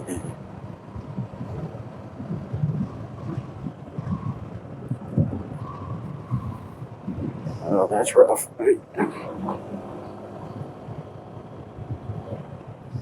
Which? No outlet. Definitely not that way then.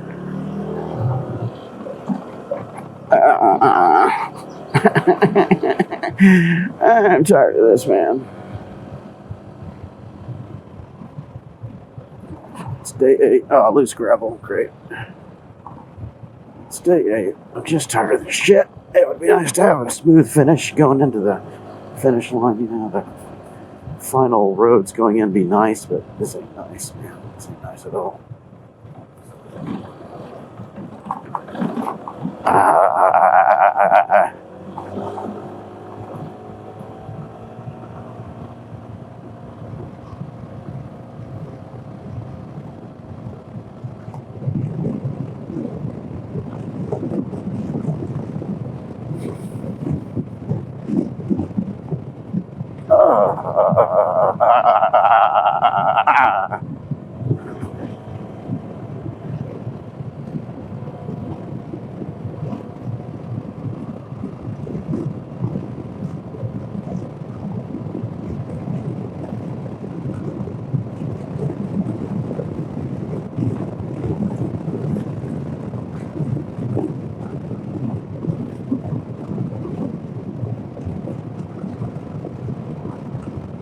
This road is shit. Absolute shit.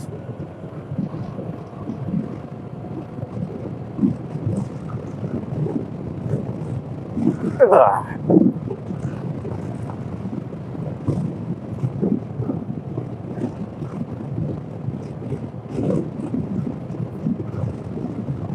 Quite a bit of climbing here.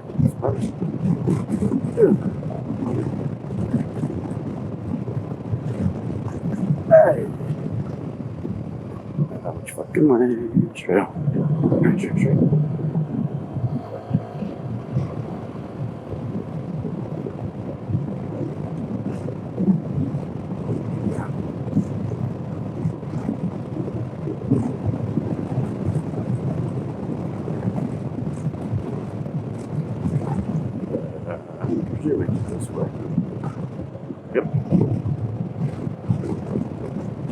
little bit delayed. So figure it out.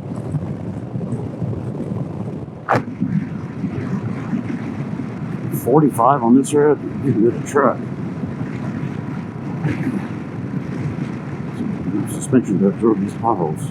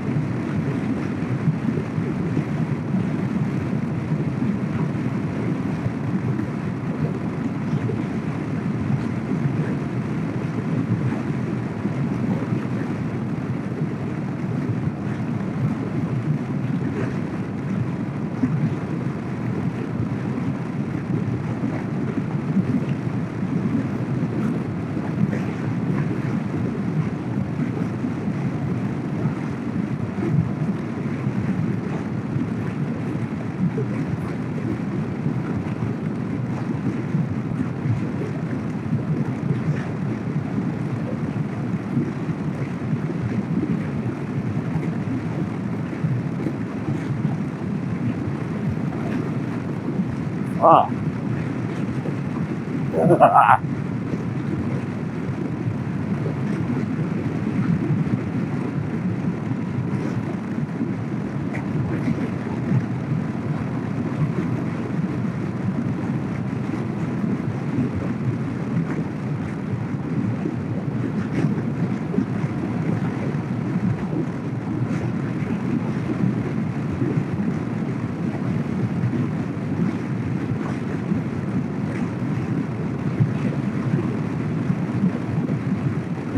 Issue. Oh, that's not good enough.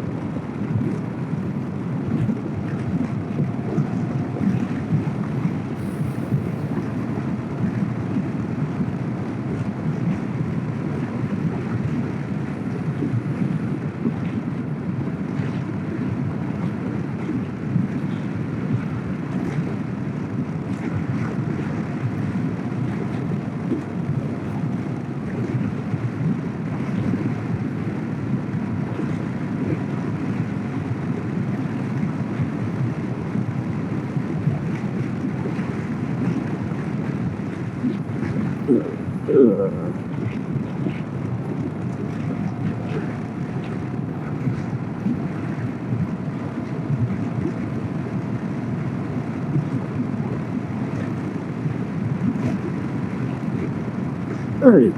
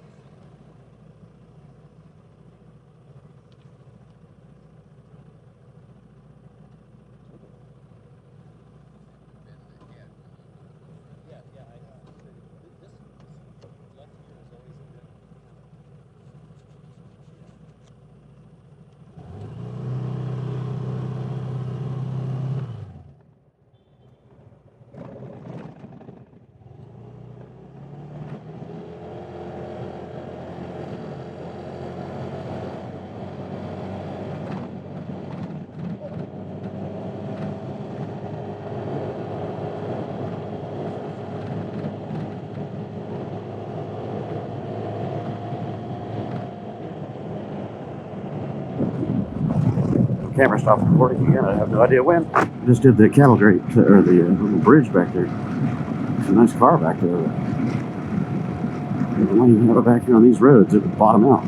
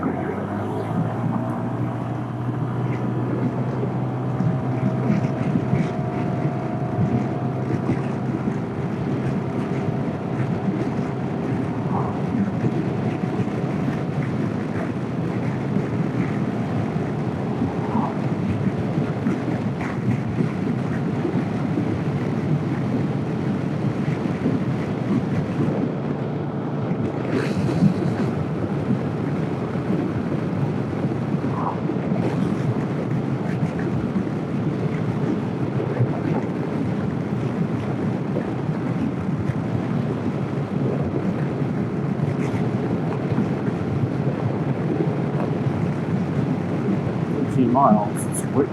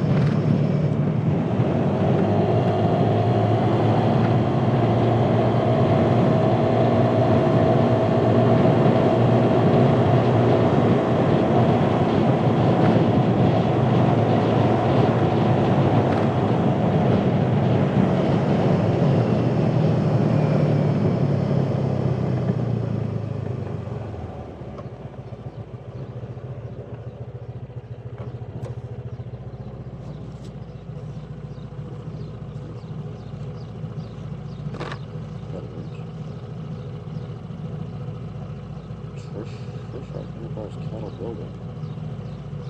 See it?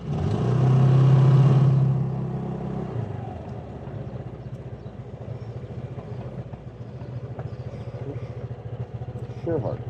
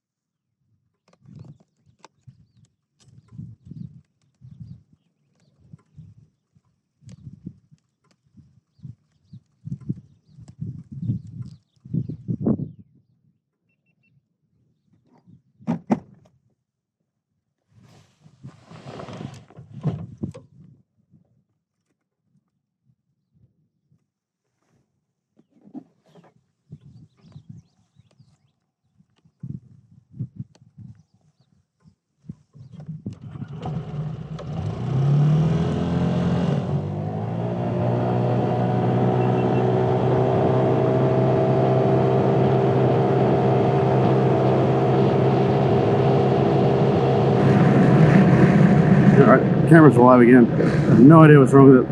GoPro, just constantly dying. Okay, so that was Enterprise Cattle Building, and it's sunshade. It's probably 10 miles to the next one. It's a horse and quail farm.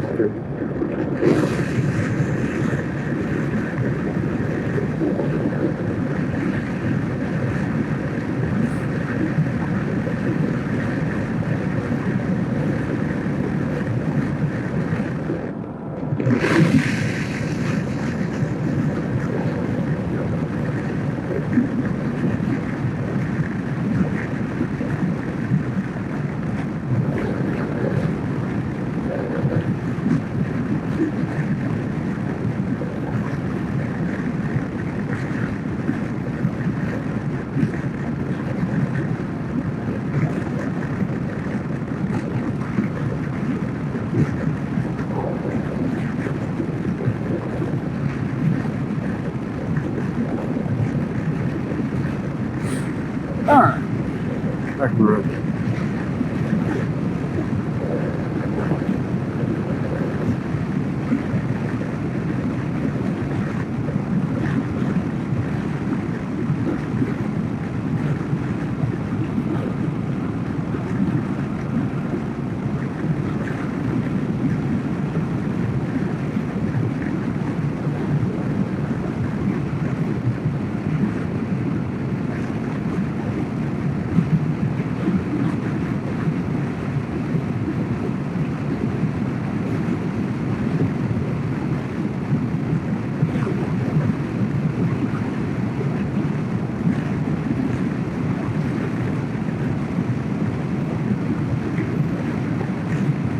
Hey.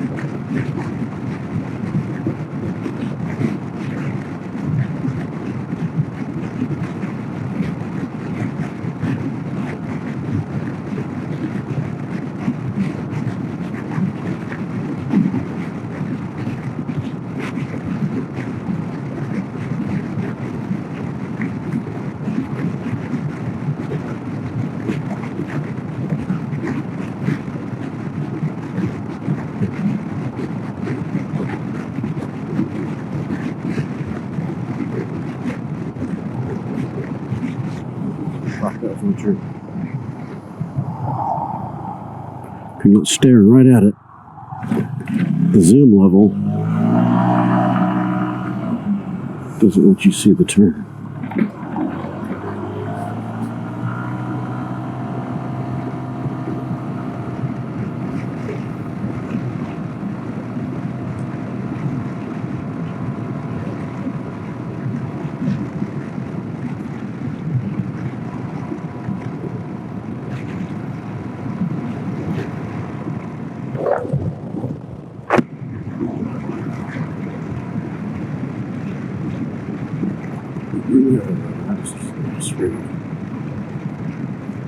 One continuous pothole. Coming up, take a sharp left. There you go.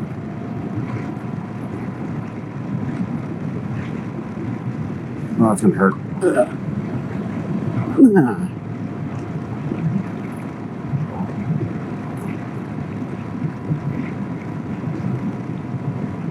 Left here. This is a road. It's like a driveway. Okay, it's a road. Yeah.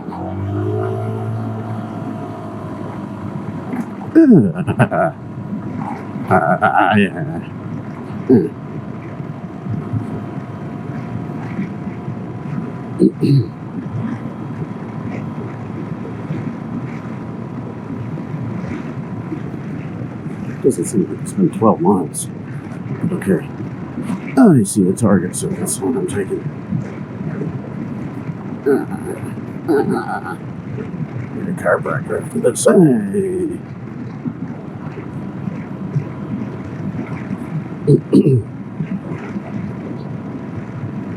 Travel across the entire road. Hey, where's he? Sorry. Oh, I scared that, buddy. Sorry, man.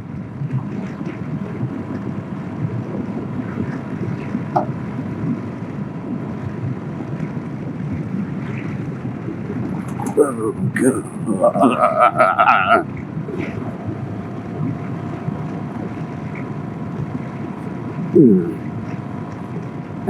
Give me a Swedish deep tissue massage. But only to my ass cheeks. Oh, nobody coming.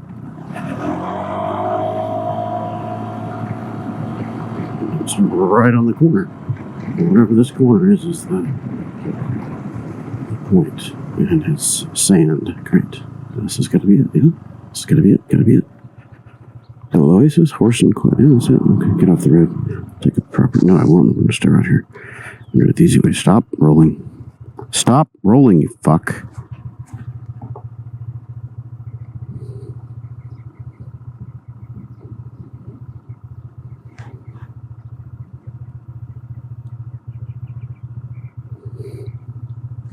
Oh, it's hot in his helmet. Dismiss, okay. Bye-bye. Let's go. I must be really behind the pack, so I'm not seeing that many scoots. There's one pulling up behind me now, but I'm not seeing that many people on the road. Or everybody decided to skip this.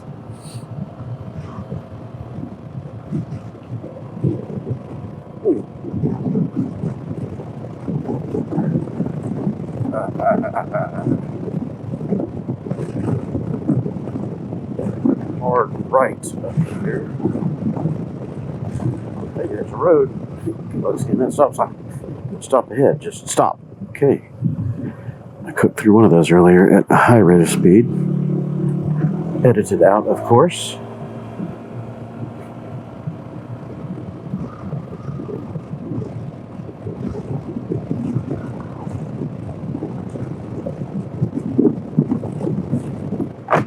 Hard left coming up.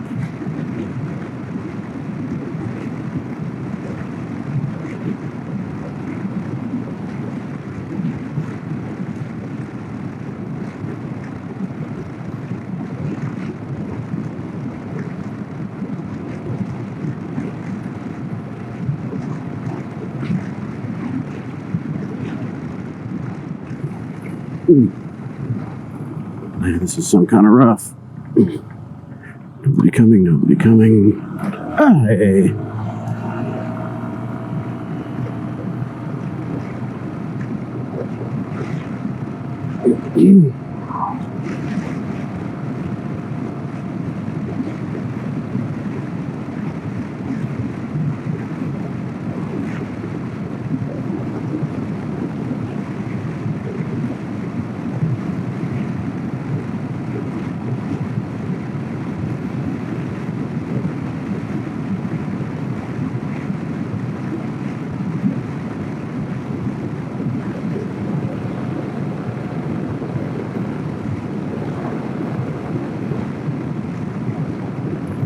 Right. Make sure you know who's going to where. We'll give him time to check my cards.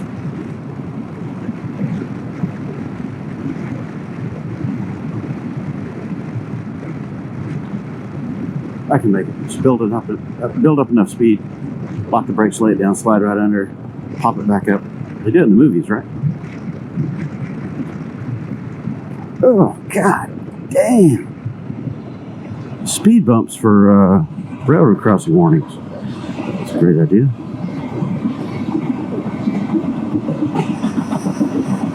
Alrighty.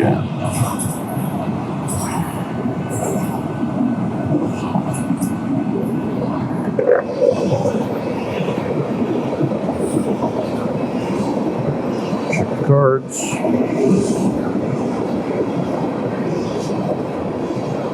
The Oasis Quail Farm has 54 miles to the NGL Water Solutions Facility, CP2.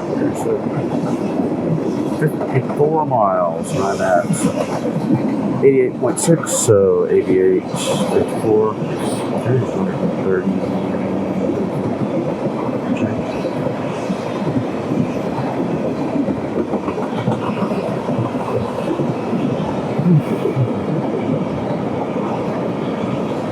What do you know? She wasn't all that long. She moved quick.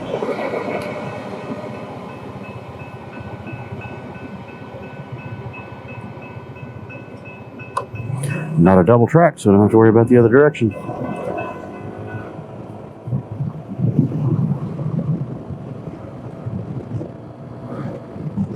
Take a right.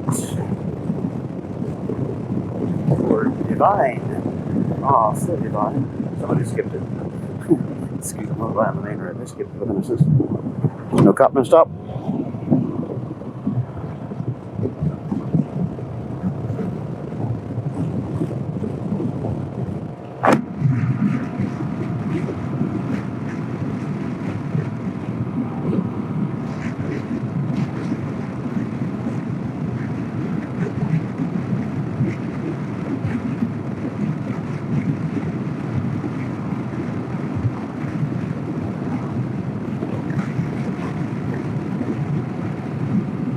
Fireworks, yep, it's coming up 4th of July here. It's another few days.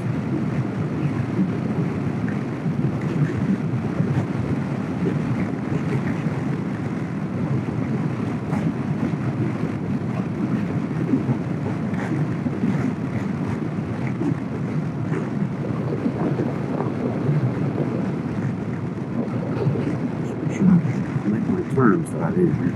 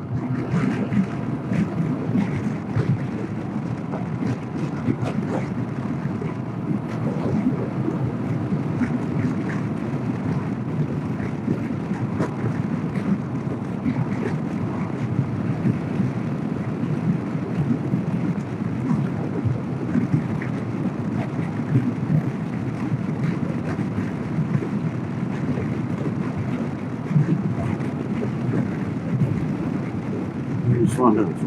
We're going 50.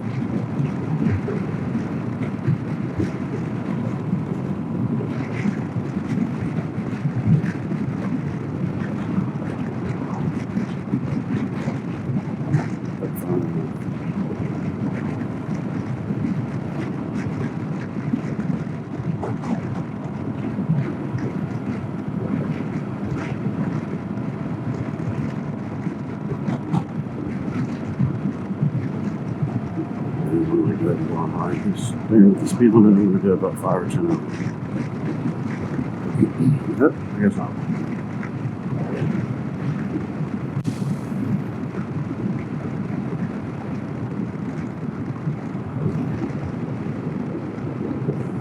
Oh, it's a left. Yeah. to the left here. Yeah, I think this is a left.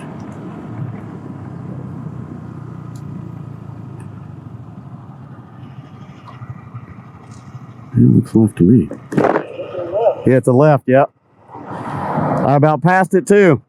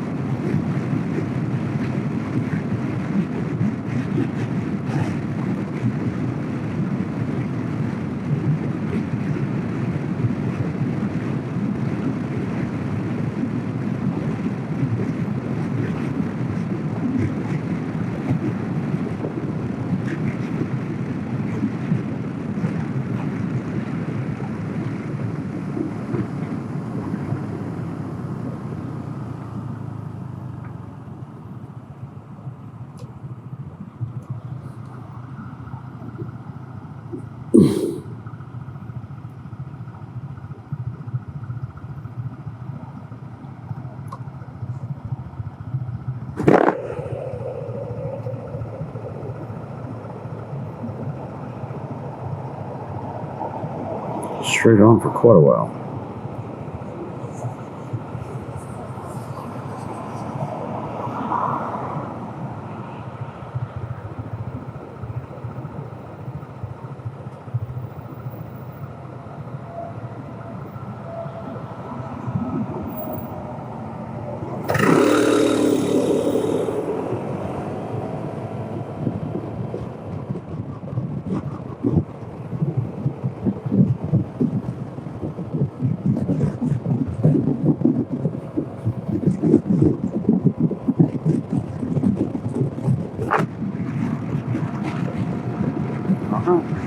I'll try.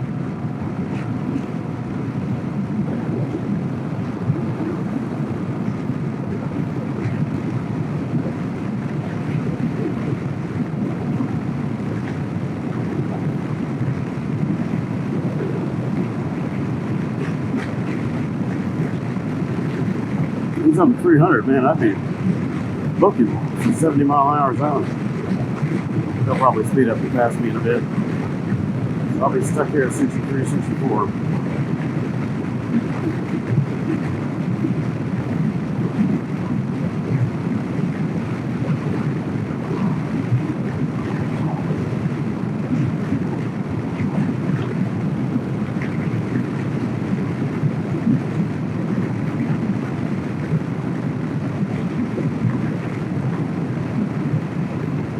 Dove hunts.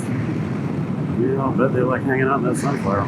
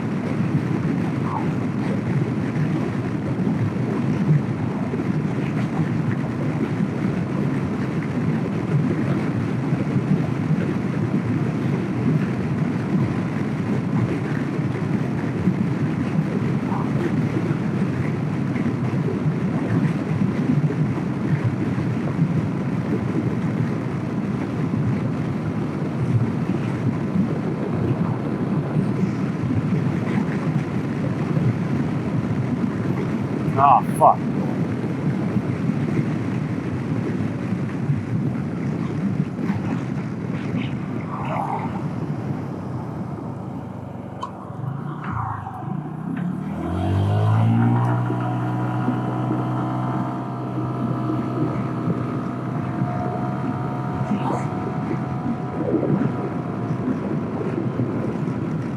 Is there a turn here?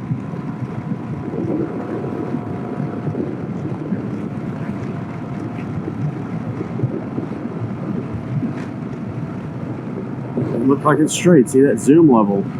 Fucks it up every time. Is there a fucking highway here? It looked like it was a straight shot. It's not straight.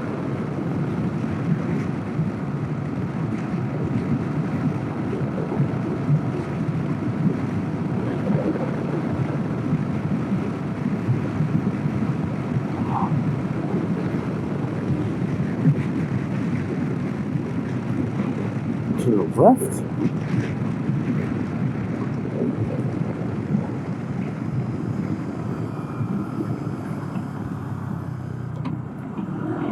It's the longest miss route I've done. It looked like a straight shot. It wasn't straight. It's this way. They might be bypassing whatever's down here. They're going that way. It's definitely going this way. Definitely going this way. That was going way off right.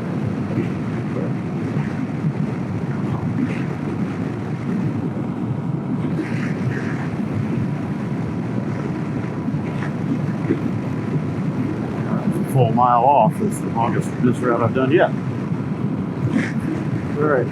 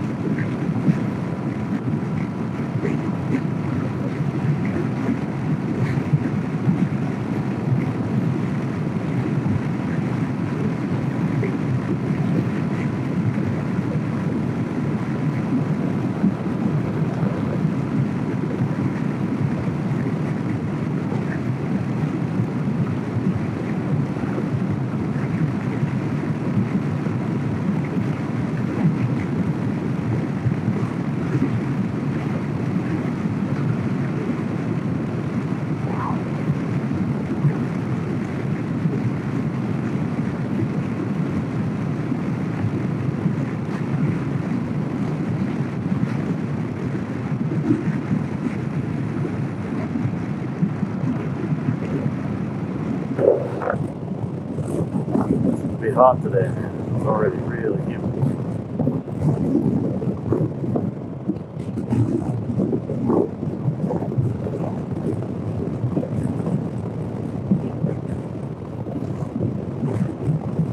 They got a post office.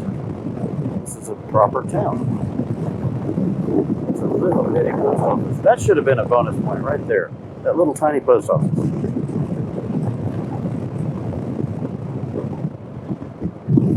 Drop left.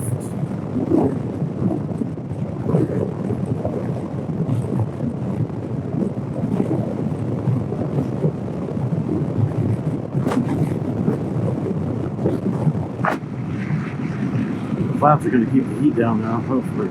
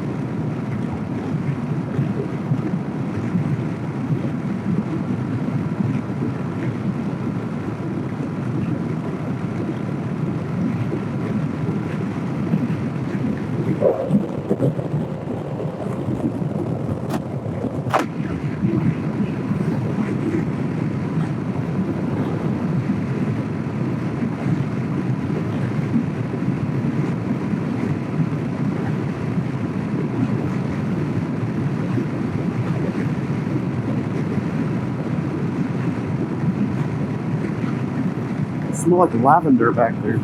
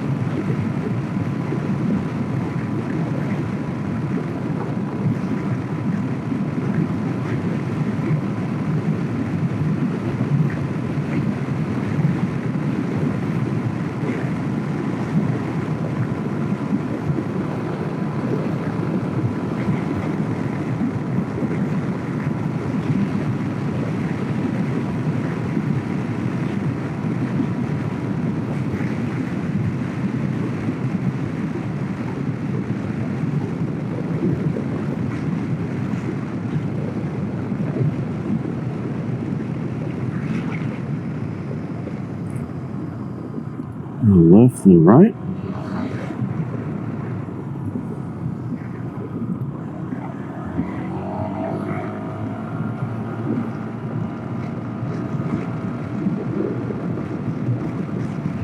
Yes.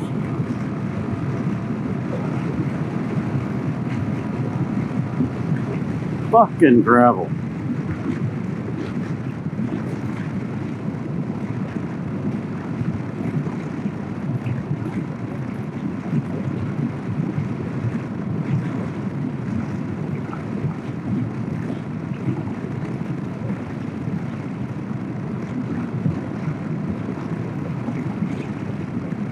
Speed.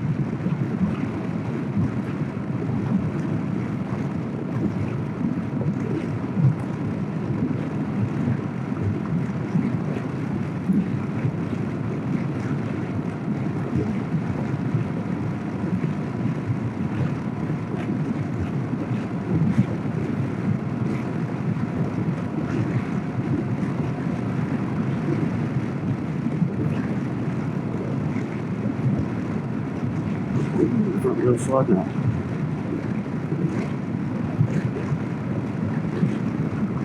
The holes getting some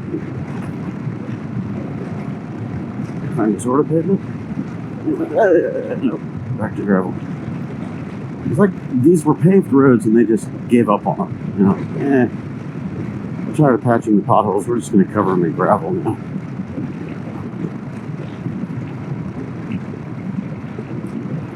Oh. That's gonna hurt. Yeah. Can't change trajectory on that.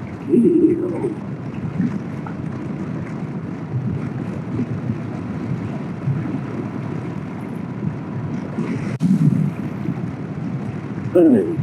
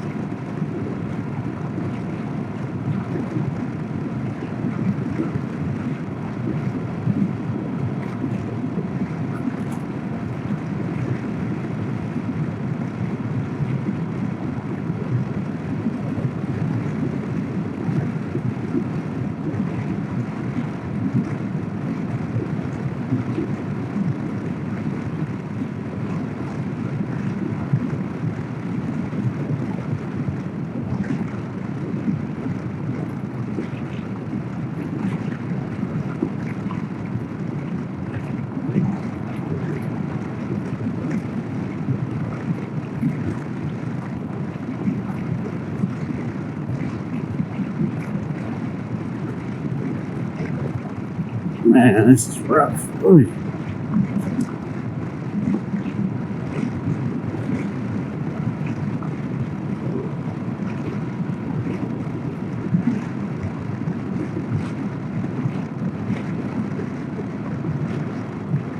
So the route has a few surprises for day 8, obviously. All these unpaved and gravel sections are not marked. So I read that thing completely wrong. I didn't see anything about unpaved.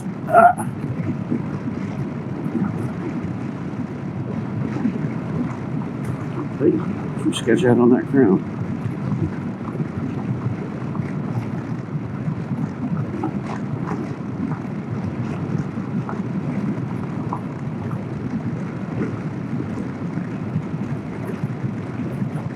God, how long do I have on this? I don't want to dick with the GPS because I need both hands on these bars. Because it sketches out. A split second.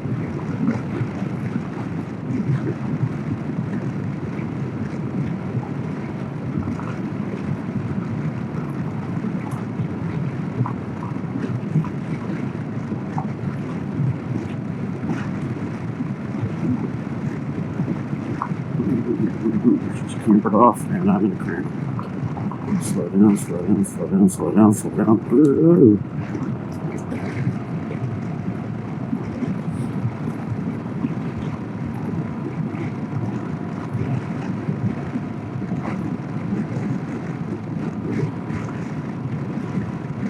I don't know why it is on all these dirt roads. Almost always the oncoming is much better than the right side. They're always crowned wrong, one thing or another. It's hard to track with these smooth street tires.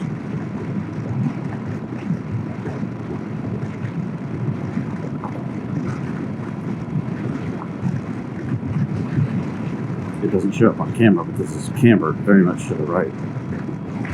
You don't want to get over in those marbles on the side because there's no recovering it. Once it starts going down, you're gone. Just along for the ride. Oh, god damn, these are rough.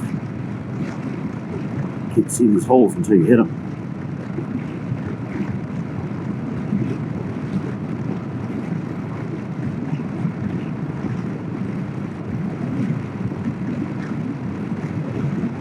It's really weird. I mean, there's asphalt mixed in with this gravel. You know, there's chunks of asphalt. You can see that it was flat asphalt at one time. So what the fuck happened to the road? Why did they just decide to abandon it and start covering it in gravel?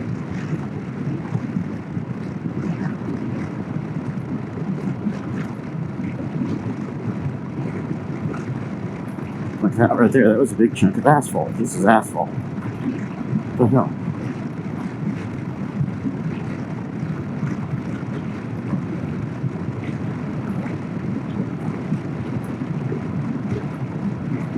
It's raining on me. I'm getting sprinkles. Great. Dirt road in the rain. Yeah, great. Oh, it's just sprinkles. We're on this in the downpour. What's wrong with that, alright?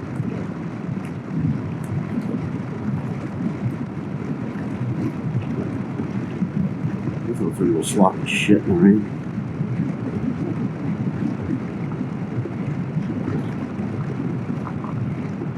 And stop. And, hey, front wheel, don't you do that shit. Okay, and now it's a right. Gravel, gravel, gravel. And a big truck.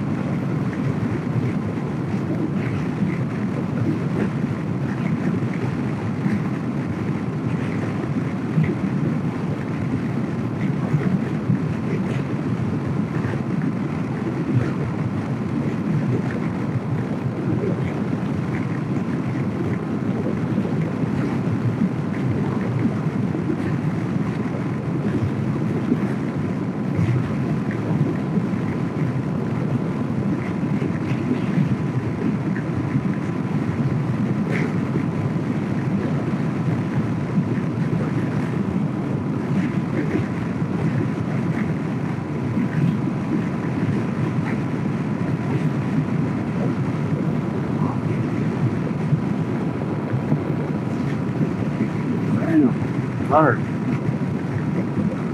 Well, the twisty hard stuff is done, and now it's just a straight road, and I'm having trouble keeping my eyes open.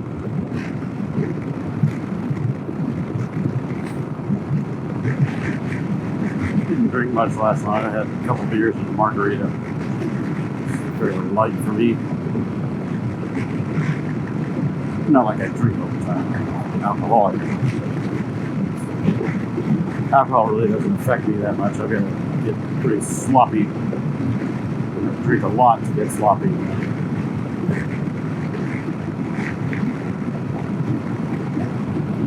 I'm just tired. It's a lot of days on the road.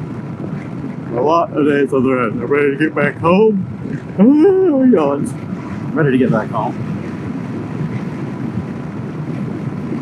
Resume where life left off earlier 2 weeks ago, maybe 2.5 weeks ago. All good. Oh, don't pull out.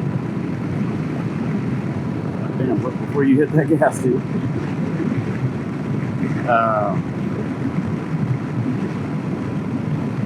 Gotta get back into my car situation, and I'm getting ready.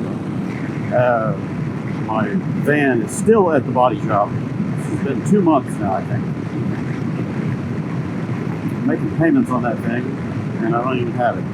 So I think I'm probably going to have to sue the insurance company, go after them for not only depreciated value, but also loss of use of the vehicle. They should just buy out my loan. They should just total this damn thing, because it's still in the body shop, and there's no estimate of when it's going to be done. So if we're going on 3 months plus, I'm going to go after them. I'm going to sue them. It might take a while to get the money, but I'm going to sue them. It's ridiculous. They should have just totaled it out. That way I can go pay the loan, do another loan, get another car, do whatever. Not be stuck in limbo like this.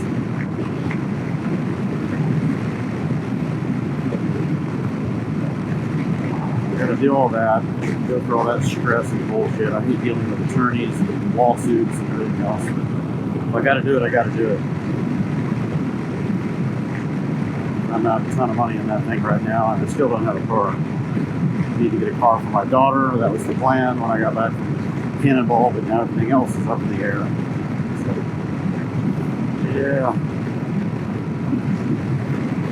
Murphy fucked me this year pretty good. What can go wrong will go wrong at the worst possible moment. And then he's got a bullseye painted on my ass.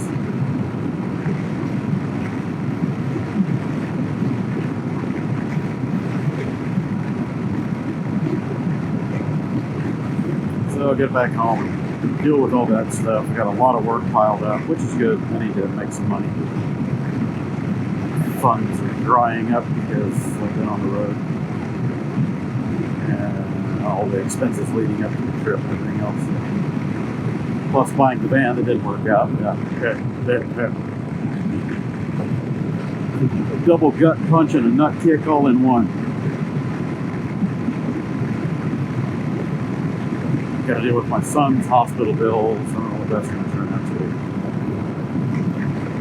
The bill was already $70,000 or something. And that was before he went in that second time. So I'll have to sort that out. Probably close to 100 grand when it's all said and done. Money I don't have right now. So I gotta go make it.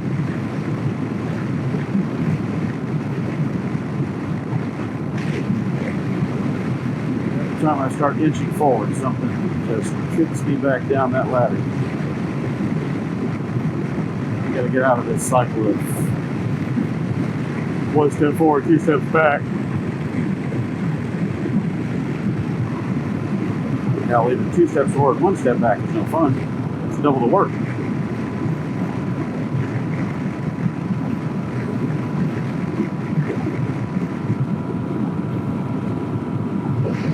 Gotten so close just over the last couple of years of just throwing in the towel and saying, fuck it.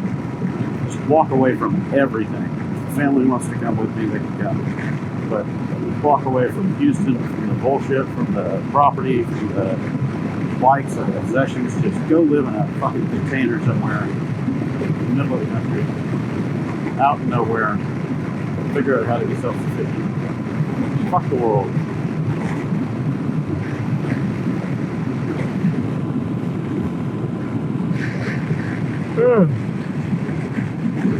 Yeah, tired.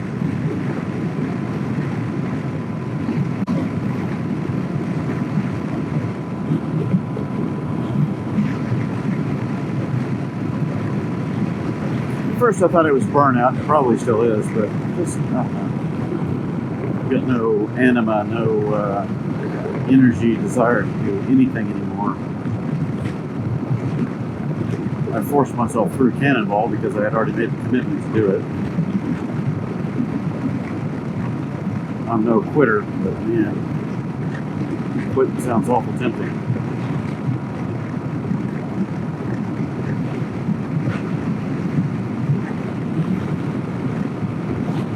You over here is a platform rooftop.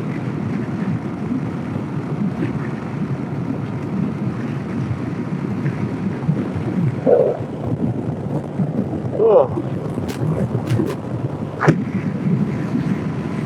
Eyes are watering. Crazy. Ah. Let's see.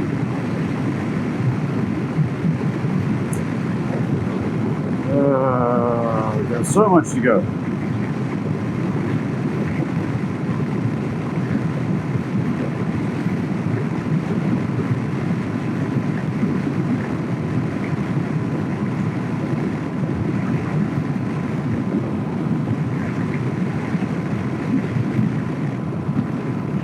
There's always the possibility of moving down to Brazil. Much slower pace down there, life moves slower, everything's slower. But the economy is so bad right now, people are having trouble finding the money to eat. I don't want to put myself in that situation. I could go down there and make a good living, I'm sure. Consulting, doing what I do. Technology consulting. Networking, things like that. So I could probably make good money by their standards, not good money by standards here. Definitely be a massive pay cut, a change in lifestyle to go down there, but that's kind of the idea, is a change in lifestyle. Just go down there with the burn rate is so much lower, you can go buy food for, $100 for a month worth of food probably. I don't know, their economy is so bad that may not be accurate. It used to be like that. Feed a family of 4 for the equivalent of like $100 US. Now things might be different. Shit, I can't go to the store and get 3 things without it being $100 this day. Roadkill. Picking that possum apart.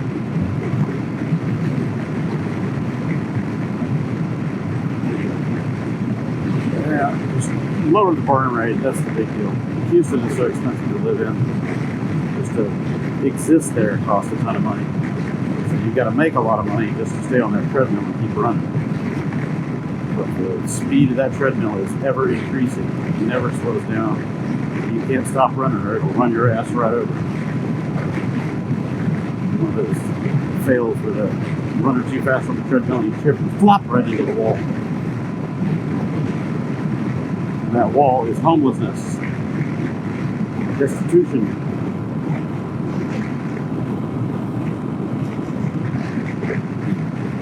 You can have to get apartments in Houston now for less than $1,500.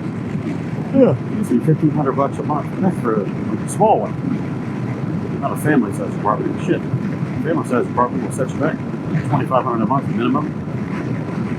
And then you got food, utilities, everything on top of that. It's just really expensive.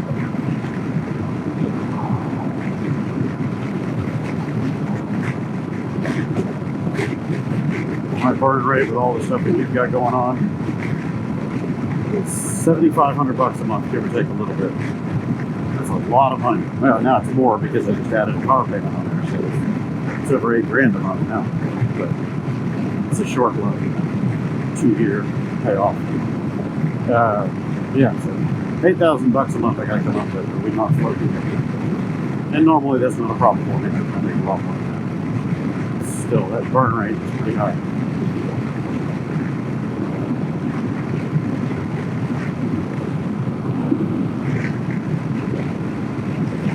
want to find a place to get off of the merry-go-round. You know, I want off of the treadmill. I want to slow down. I'm not going to retire. I'm too ADHD for that. I could never retire. I'm always going to be doing something to make money or keep myself occupied. But I don't want to be in the rat race anymore. When I was younger, it was okay. When the kids were young and growing up, it was okay. Now, I'm just tired. I'm 54. I do not plan on working myself until I'm 65, 68 years old. Quote-unquote retirement. It's bullshit, man. Work your whole life, get a year or two of retirement before you have a heart attack and fucking die. That's why I do this stuff. I'm going to go out and do all this stuff I can while I can. The whole work until you're dead routine is just bullshit. In our society here in the U.S., it's just absolute bullshit.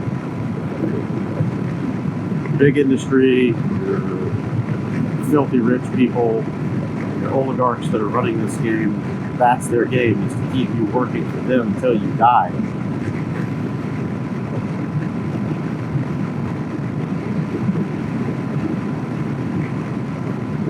You can't live a free life anymore anywhere. There's no such thing as just being free.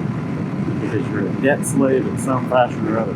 You always got to pay. You got to pay the state. You got to pay for this. You got to pay for that. You can't live self-sufficiently. You're not permitted to live off the grid anymore. The state will come in and find some way to shut you down, make it illegal, keep you on their tab somehow. They make you pay for electric or water or, you know, taxes, property taxes, something. You've got to pay to exist. So if you can't get out of that game or get out of that paradigm, then the only answer to live as freely as possible, at least in my mind, is to be at the lowest burn rate possible. And then whatever you make, you can set aside, you can keep, you can invest, you can do whatever to keep sustaining off of those dividends. But you got to keep your burn rate very, very low. There's no getting out of it. You can't stop running the treadmill.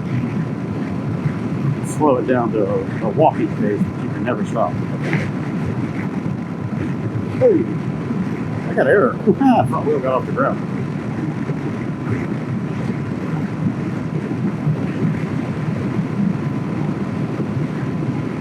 Down in Brazil, before they turned communist again,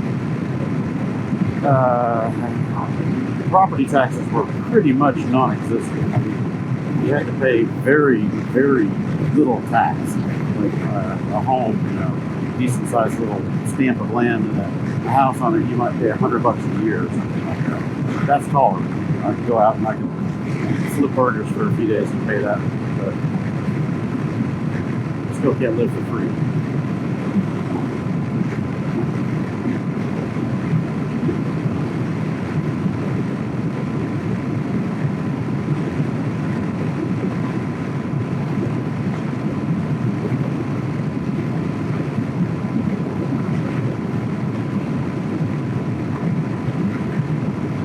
Strange paradigm if you really think about it. The whole money system, the monetary, whatever you call it, it's a feudal system. But what it's done is convert work to units of commerce, and those units of commerce can be skewed, or the scales can be tipped based on whoever's doing the weighing. And it's not honest work, honest pay, or, you know, a certain amount of work gets you a certain amount of food anymore. That's not how it is. Once money took over, the central banks were set up with fiat currencies and everything else. They're the owners, the masters. We're nothing but the slaves on the working fields, because you can't farm for yourself and eat for yourself anymore, because the government wants to come in and tax that. You can't do this, you can't do that. It's all converting your effort to monetary units that they can skew or steal based on whatever they want to do that month or year, or whatever the market's doing. And then one day I'm going to get into the stock market, the futures trading, speculative trading and all that. That's where the real corruption starts. But yeah.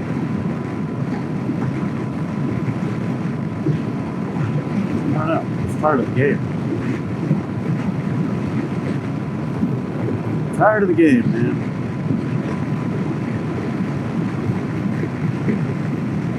run, never having the time to relax. Even now, I'm not relaxing because I'm thinking about the shitstorm that's waiting for me when I get home, you know. There's no relaxing and just existing and enjoying life and the people around you. We're always kept in a state of tension and fear and work.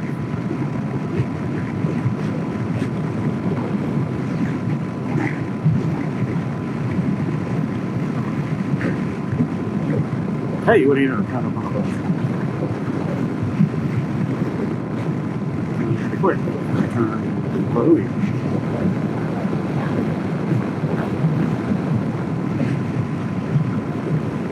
Make a lahooey right up here. Off of a 70-mile-an-hour highway. This is going to be sketchy. Is that intersection?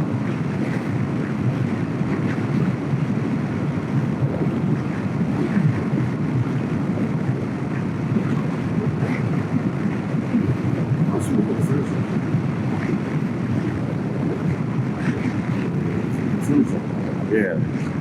Now it's probably really lost something on the road, dude. See a big chunk of something. What the hell am I looking at, man?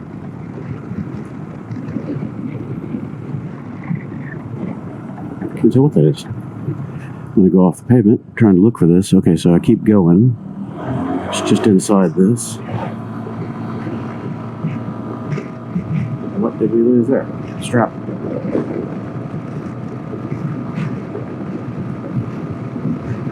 75-mile-an-hour highway, but I gotta stop it here. I don't know what I'm looking at. There's just something.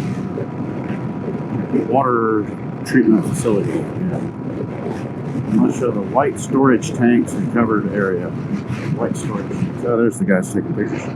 White storage tanks.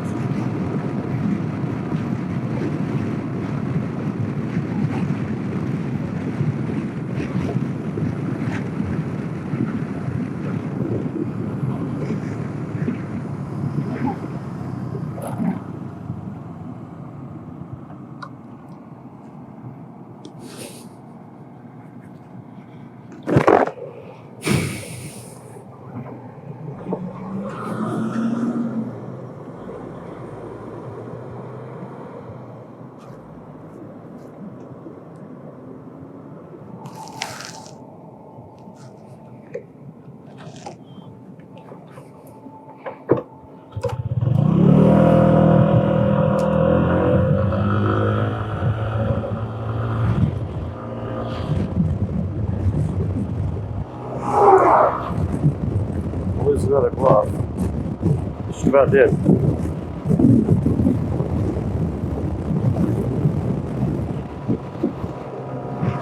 Okay, so after NGL, 90 miles, well, I've got that much gas, so 98 miles. 98, and it's going to be what? Sacred Heart Catholic Mission. Okay. Alright, 98 miles. Long ass way to go, but alright, here we go.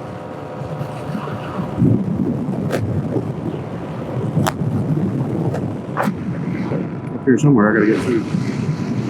Drink something, I'm kind of dry.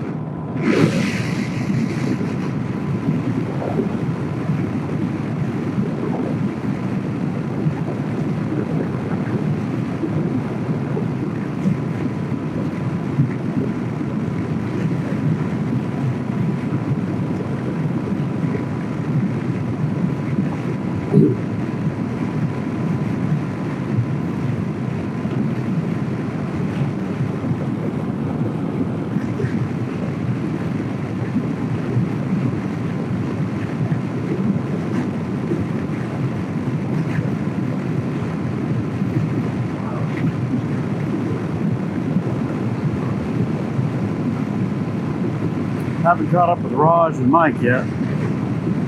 Must be busting really good, making time. They might have skipped the gravel, all that, I don't know. I'm not sure if Raj is using the official route or not. Raj is kind of the navigator. Mike can do it by himself, obviously, but he's been deferring to alternate route choices instead of just following the map.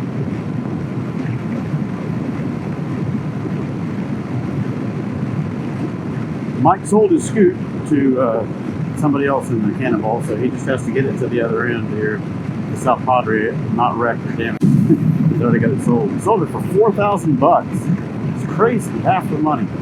He just bought that thing like a few weeks ago, brand new for this trip. It was over $8,000, $8,000 or $9,000 for that scoot, and now he's selling it for $4,000, cash money. Here you go. Cool. Good for him.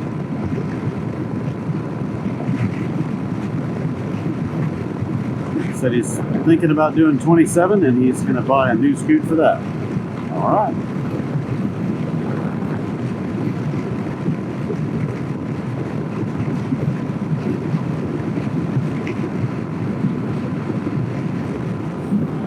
I paid so little for this thing. I got this for $2,600. I'm surprised it's lasted as well as it has, but you know, it's Honda. Good machine. Of course, those deals are not. You're not going to get those deals anymore. That was, you know, back in 2016. This was an overstock. I got it in February of 16, and I got a deal, big deal. It's like $500 or $600 off of list price because they were just trying to get it off the floor. It's at Honda of the Ozarks. You're not going to find those deals anymore. Bike prices have gone up so much. Dealers are tacking on fees and fees and fees. Setup fee, destination fee, uncrating fee, putting gas in it fee, screwing down the battery terminal fee. Yeah, that's $1,200. I'm not joking. They're really doing that shit. For basic PDI, which is paid for by the manufacturer, by the way, for all of you who don't know that. There's no shop labor involved in that. They just charge it anyway. The manufacturer pays the dealer for PDI. So whatever the MSRP is, there's already fat built into that. Then the destination and the freight charge and all that bullshit, that's refunded by the manufacturer. Freight maybe not, but the destination charge. But any prep fees or anything like that, that's all bullshit. Have the dealer take that off or walk away from the deal. They're fucking it. They get paid by the manufacturer. Shop labor rate to prep the bike. And it's all like, I mean, literally 10 minutes worth of PDI to do one of these bikes. You check the torques, you check, make sure it's got coolant in it, make sure it's got oil in the engine, put a little gas in the tank. Some dealers don't even fill it up for you. Cheap fuckers. And then connect the battery, start it up. That's it. They'll run it around the parking lot, check the brakes, check the horn, check the lights. That's it. That's PDI. 10 minutes. That's it. You're done. And they'll charge $600 for setup. Go fuck your ass.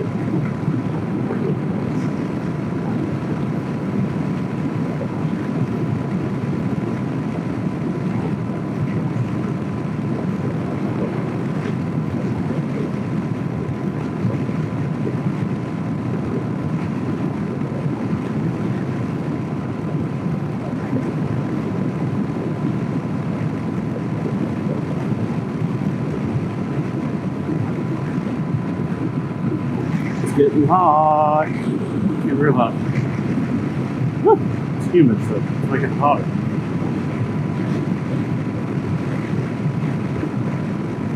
Am I going the wrong way? I hope not.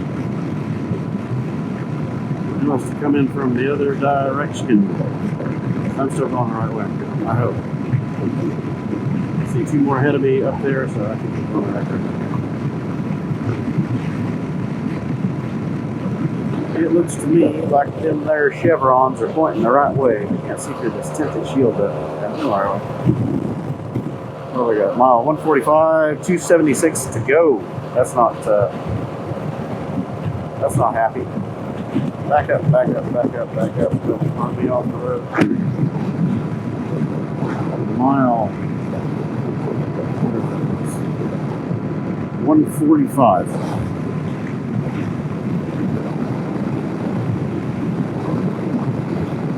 276 miles remaining, so 5.5 hours. Full tilt boogie.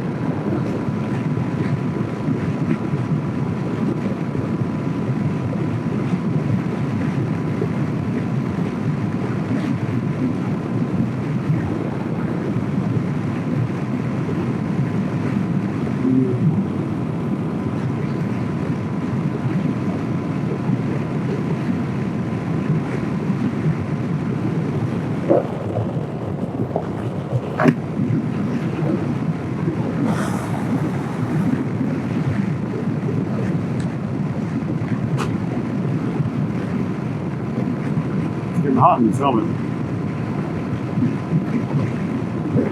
Making sure my vents are open, and they are. It's still hot.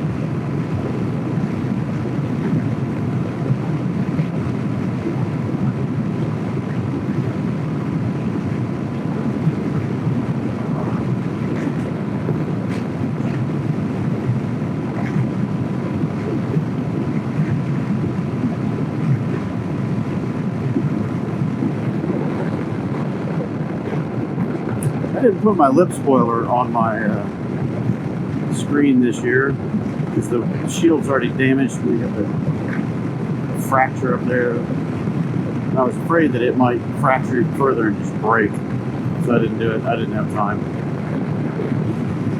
But man, the noise coming off the top of that screen is annoying. If I lean way back here, like right here, it's not too bad. If I get in here, it's really quiet. But last year with that lip spoiler on there, it got rid of all this turbulence.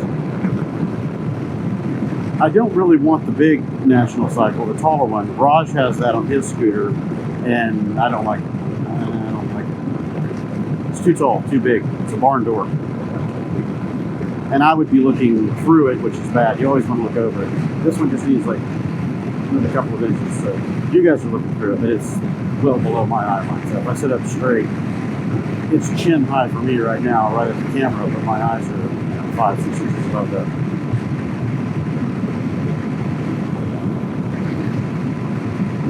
So I could use just a little bit more height, or I'll get one of those spoilers.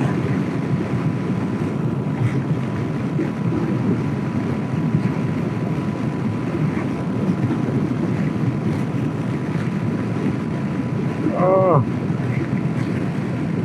Hey. Yeah. Hard.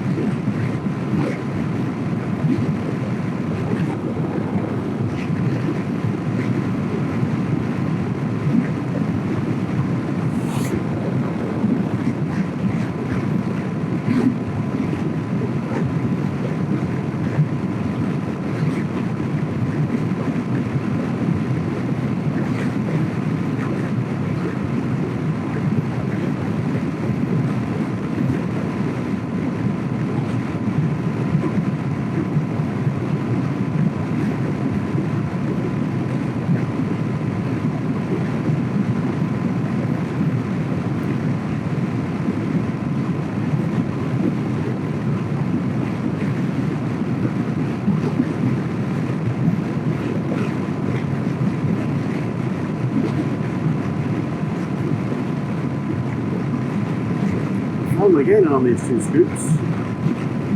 Must not be big ones. It must be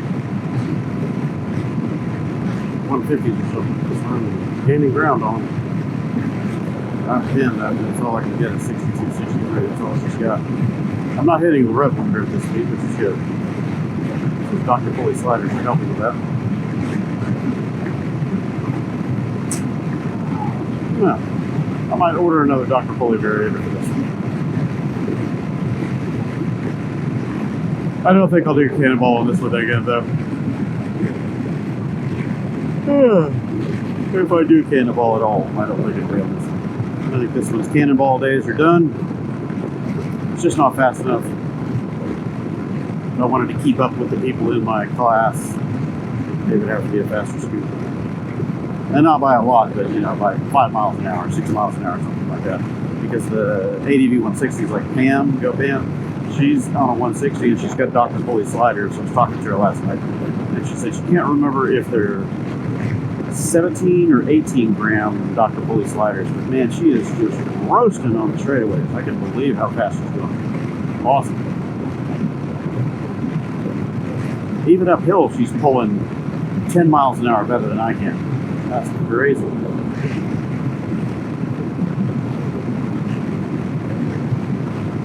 So, being in the 150 automatic class, this one is not competitive.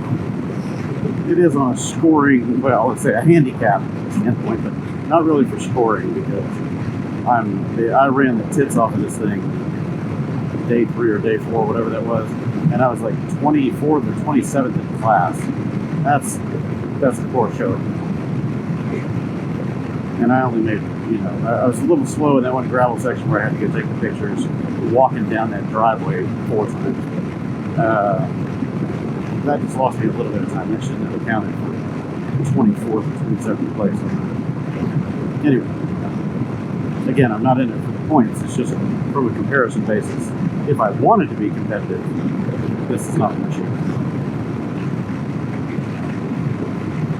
So if I do it again, I may just go X-Max 300 or go along in a purely spectator mode, following the crew, take my silver wing or something like that. Or load a whole bunch of camera gear and camping shit on that, no problem. Fuel economy is a little weak compared to this. So definitely have to carry more fuel on the silver wing because it only gets 50-ish. At these, yeah, you go like 50-ish at these speeds. Okay, we are taking a hard right.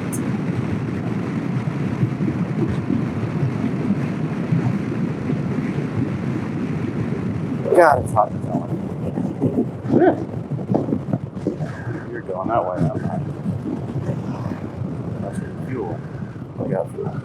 I got fuel. I got it. Nobody coming, not going.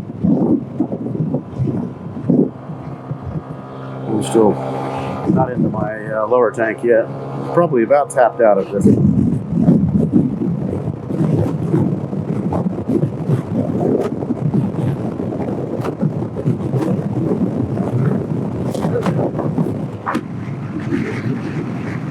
Windy and bumpy. Ew. 40. Man, I've got to have this open. It's so steamy. I can't breathe in this helmet. Dickhead. Could have waited 2 seconds. Now you can see the front of this bike.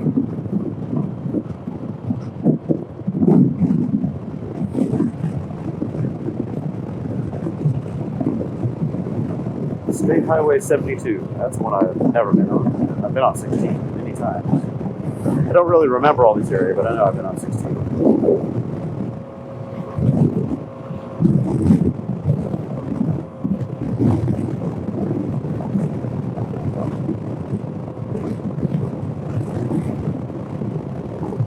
The air is thick. 92, yeah, it's 92. I'll tell you that. And it's really thick out there. Humidity is probably 90%. Man, it's tough to breathe inside the helmet.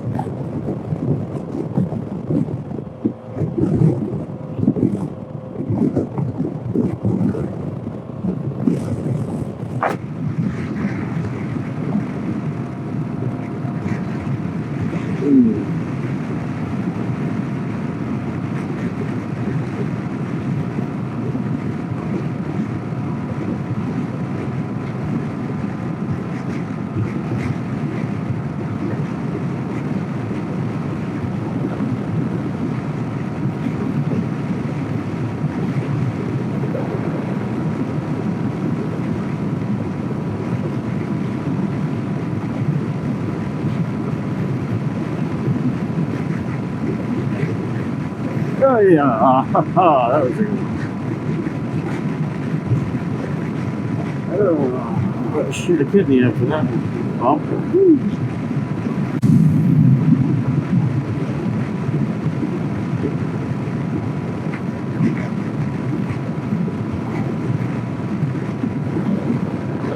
And we just keep rolling on. It's like 90 miles to the next one. So I'll need fuel after the next one, I'm sure. Be smart to anyway. Should only need one fuel stop with it.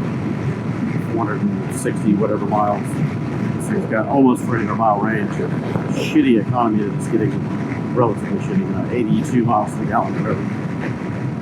So I can't believe it's as low as it is. So I'm not sure if something else is going on in this engine or if it's all the wind we've been fighting, but I've never seen this low economy out of it.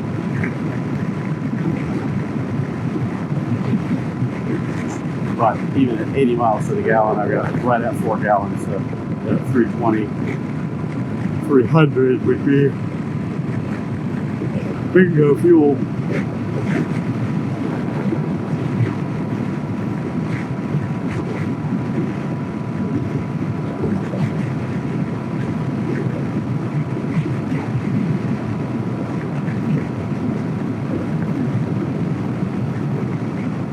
I'm bummed out that Neil's not coming to South Padre. I was hoping that he would come just to see the finale.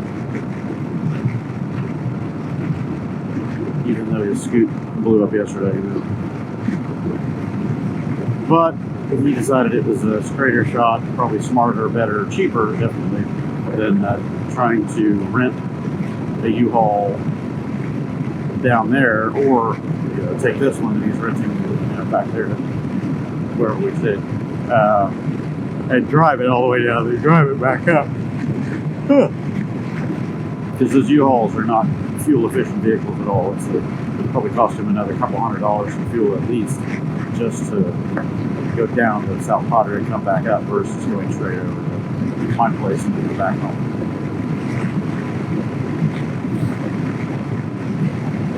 Where I live is a convenient straight shot for him. You just jump on I-10 and hightail it straight out through Louisiana.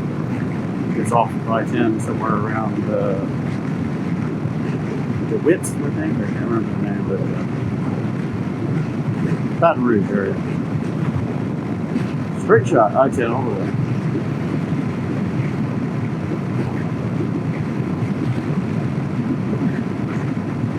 I need to let my family know that he's going to show up tomorrow at my house.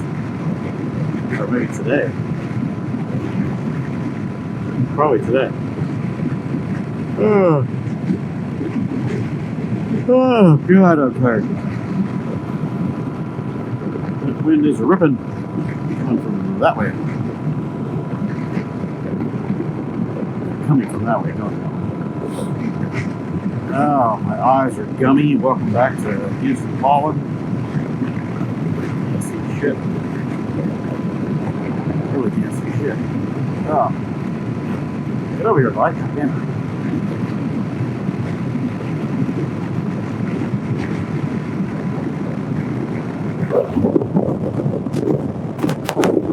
Car, you can crack your nose, rub your eyes, whatever. The relative comfort and safety of the cage. But on a bike with a face shield and glasses, you can rub your eyes. It's hard.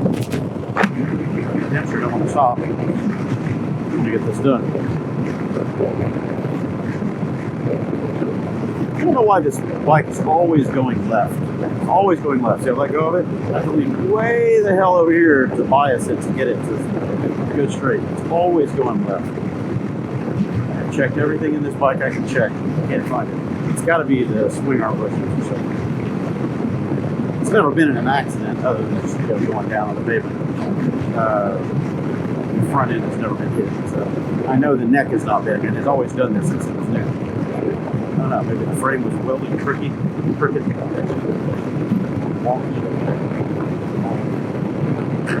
Just cocked a little bit. Don't know. It seems to be getting worse though.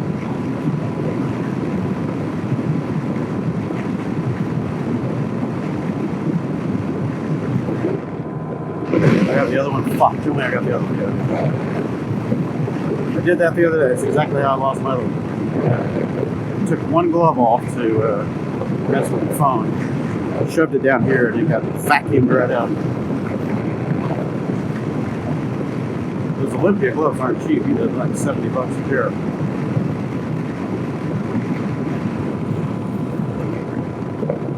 I have one spare at home from a mismatched set. It might be the one from 21 Cannonball when I lost one of them. But I don't know which one I lost. So I think the one I have here is a left-handed glove, so I'm hoping the one that I have at home is a right-handed, and then I'll be able to mate them up.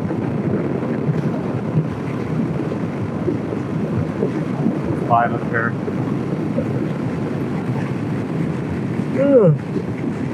Yeah, I found those things when I was searching for something to get rid of the handlebar vibration on my 500X when I first got it, because the vibration was a bit annoying, and the seating position from the factory, I was kind of canted forward, you know, weight on my hands, on my wrists. So before I put bar risers on it, I was shopping around for gloves, and I found those Olympia 734s. They're good. I like them because they're leather palm, but they got like a gel padding in the palm. It's not super thick, but it's enough to damp vibration from most of the bars. This thing doesn't vibrate much, and I've got grip buckles in here.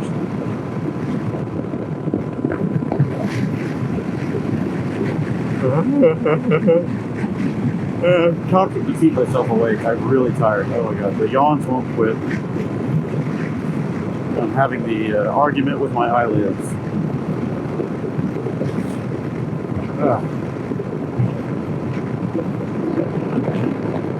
Stop and get some food up here at this next checkpoint. That might help me wake up a little bit.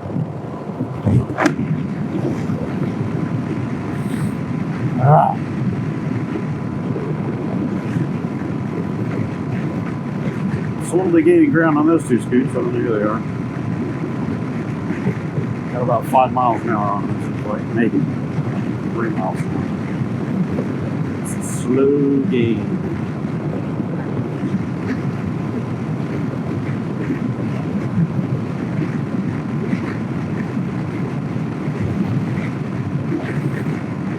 Next passing lane, 5 miles. 5 miles. I might catch up to those guys in 5 miles.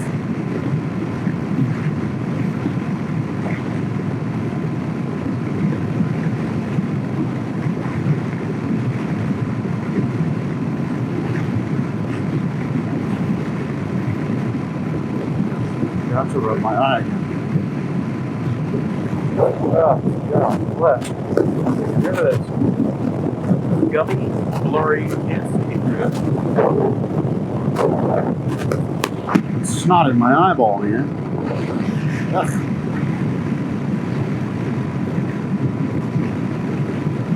Allergies.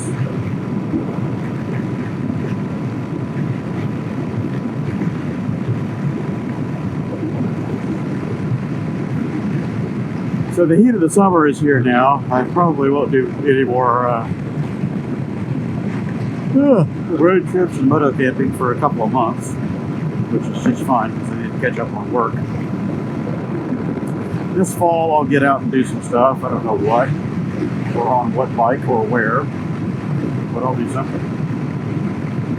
I'm really itching for just a camp adventure. You know, I need to get out and camp. I need to sit down somewhere, unplug, unwind. This is not it. This is the opposite of that. Just want to relax, do a lot of nothing, stare at the trees and the grass, smack mosquitoes. I could do without the mosquitoes, but you get the point. It would be about the most depressing, stressful thing of my day. That's what I want. I need it. I haven't done it in a long time. Everything I've done, since the last trip that Neil and I took, or I guess it was the guys, we got together for a spring get-together, I think it was, out at Sabine Forest. That was okay. It was hot as balls, not really relaxing from a temperature standpoint. That's why I like fall, winter camping. Let it be cold. I don't mind it being cold. I'll bundle up, sit there and just chill, literally chill. But I need to get off here and be done looking. Do some camp cooking. The biggest decision of my day is what to cook and when to cook. That just fine. Just fine.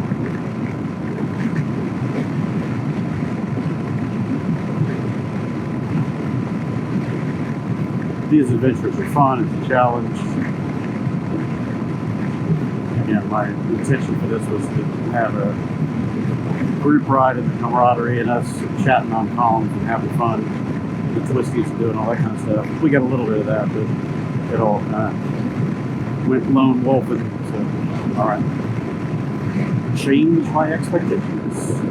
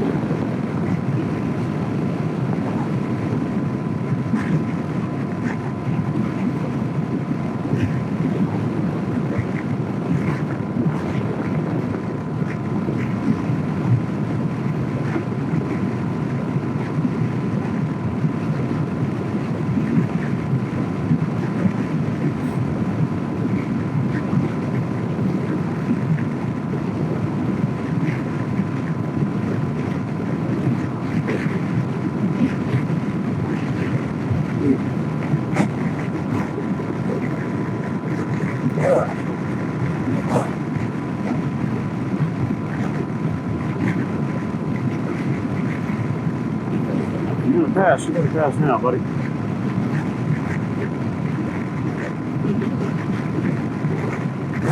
Damn, it's out here. Woo! And it's ripping from both directions. What is that?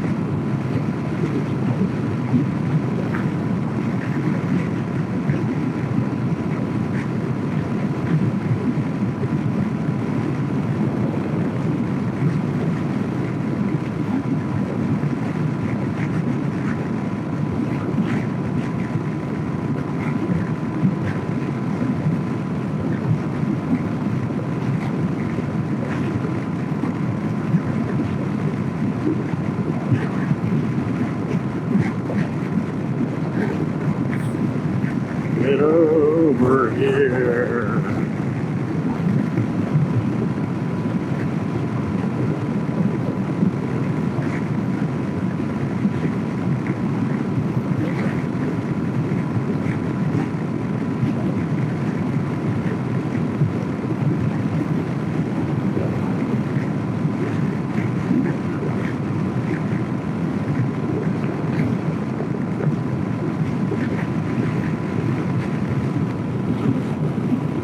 More hours, and then I got another 8 hours tomorrow. I'm done, man. I'm done. It's not fun anymore. It's work. It's work.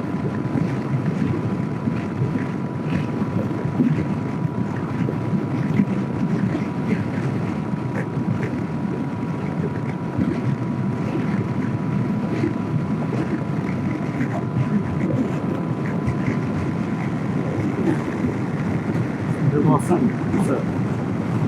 Get in. Like a water bottle or something for a minute. Oh, shoulder hurts. The wind is fucking blowing me off the road. Windy out here.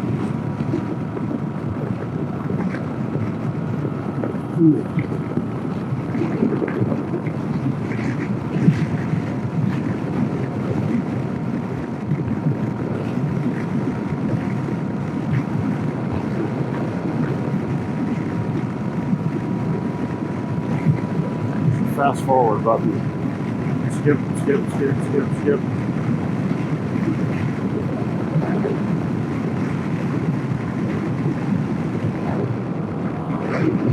Into my main tank, 1 dot. So I'm gonna make this next checkpoint.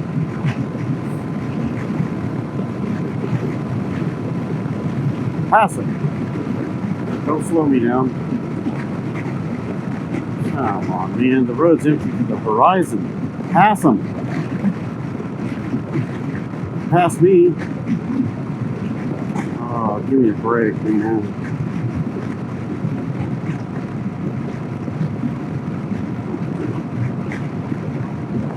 53 miles an hour. Are you shitting me? Pass them. Ah.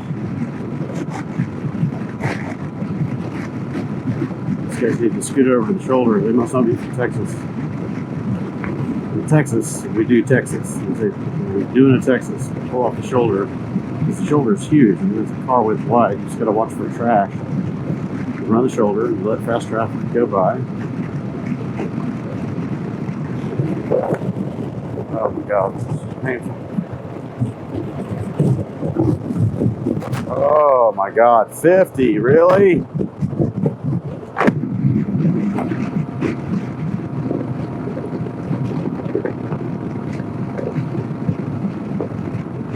And slowing to 48. Yeah, this is some bullshit right here.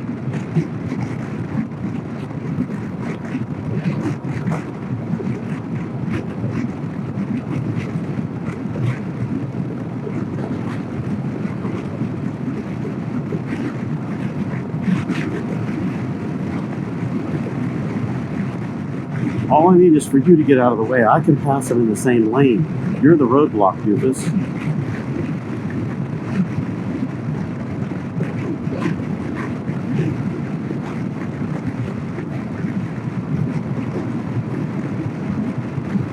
Hit the fucking gas. Empty road, downhill. You can see everything. Go!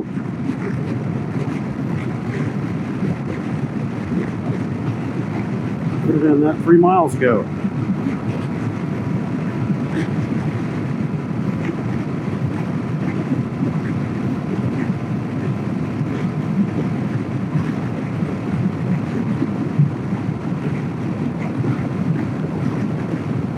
It's the Zuma boys.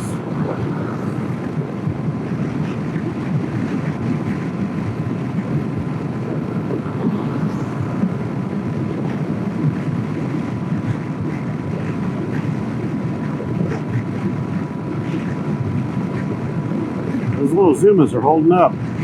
They're from my part of Texas. They live just north of me, I think, up in the Woodlands area, something like that. They came down and chatted with me a few months ago about Cannonball and what did I think about this, what did I think about that. Kind of gave them my take on things. Sat out in my driveway and had beers. They're soldiering on. They're not fast. Not at all. They're getting maybe 55 flat out. They're running.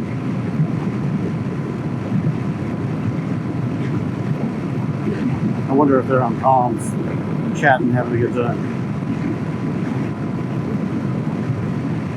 Ugh.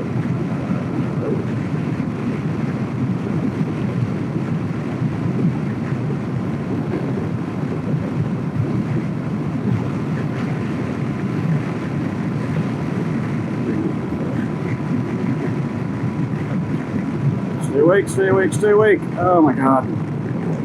Fighting my eyelids so bad right now.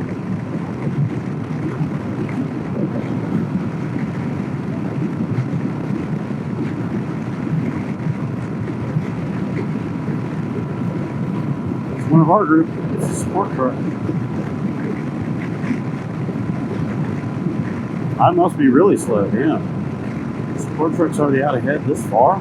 Normally they run back of the route. I don't need them out in the beginning of the route. Or out ahead, rather. They run the back of the pack. Sweepers. It's only 10:50 in the morning. This far out here already? You must have left early.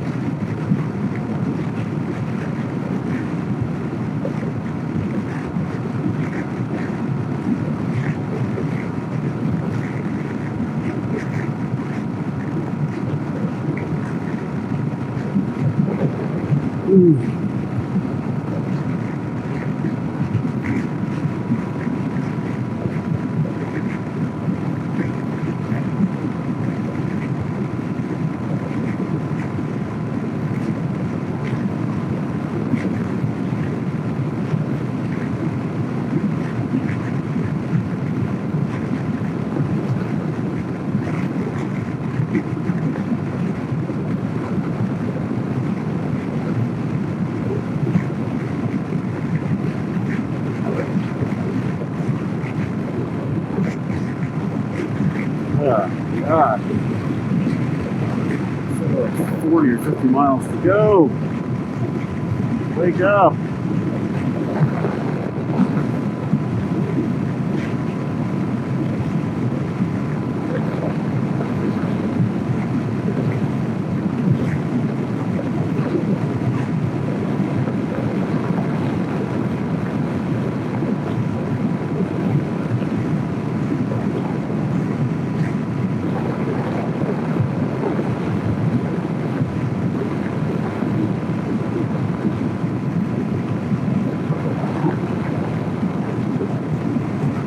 Watch that be my turn.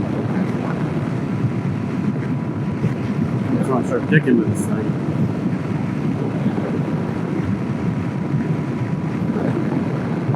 It's going.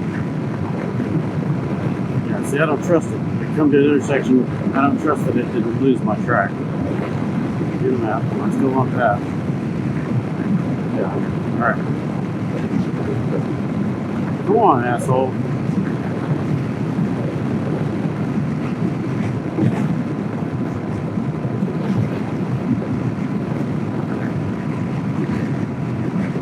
I'm not looking at that thing the whole time. Don't get the wrong impression. Every time I see this sitting on the side of the road, it looks like Dorothy from Twister.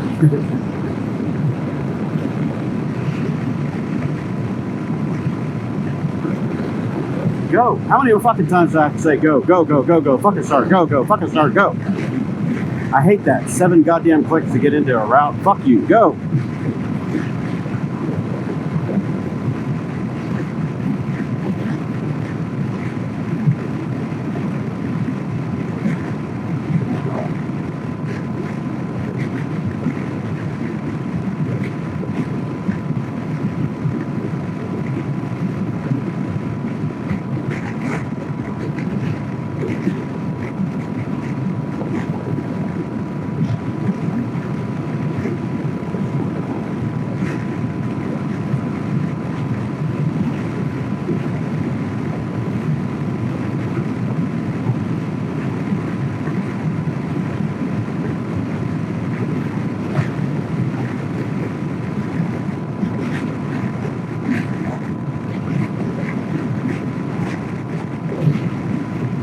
And we're getting back into the high winds. Welcome to Texas.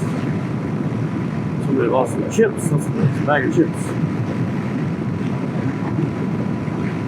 Should I go back there and eat that roadkill? I'm hungry. I don't know if I'm that hungry.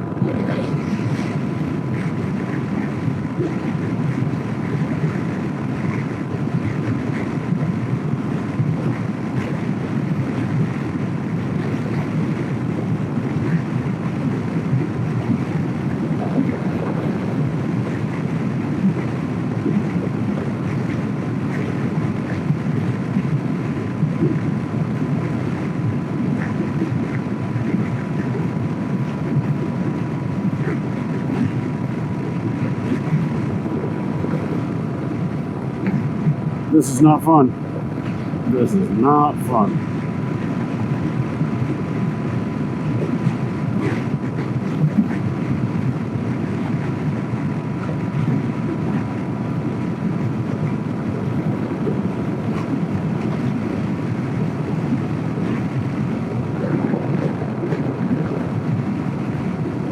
Oh look, I keep going straight.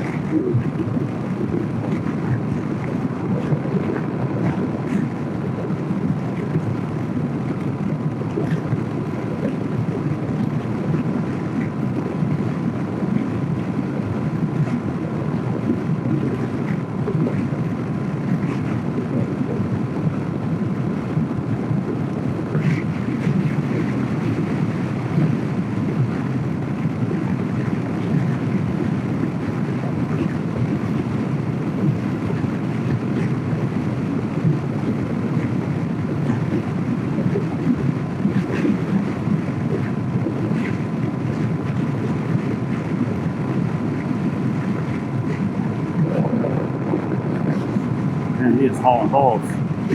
120 plus.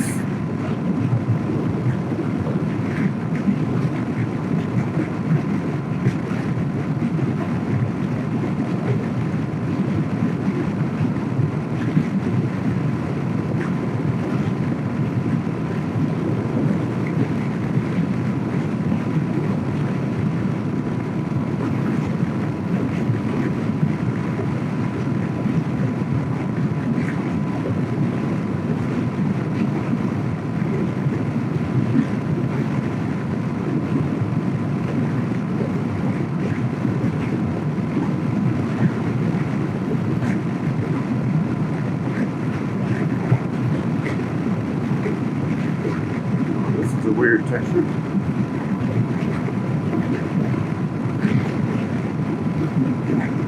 They scraped up all the chip seal from around the country and just dropped them here. It's really rough. Wow.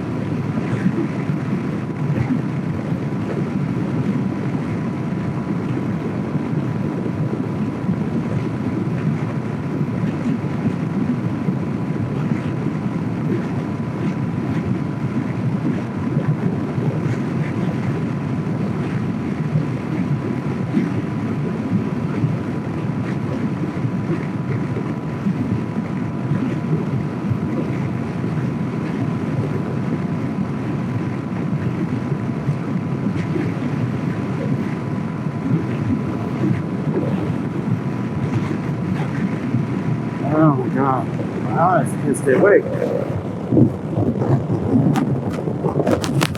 There, my face, it felt fixed.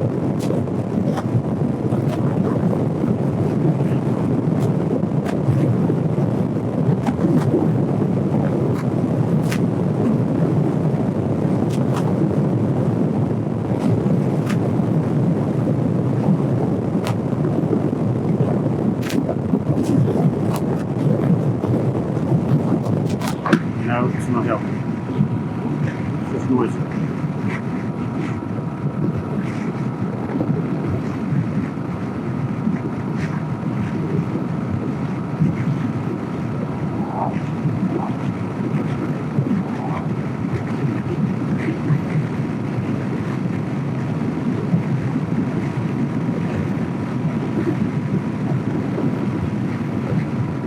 Get over here.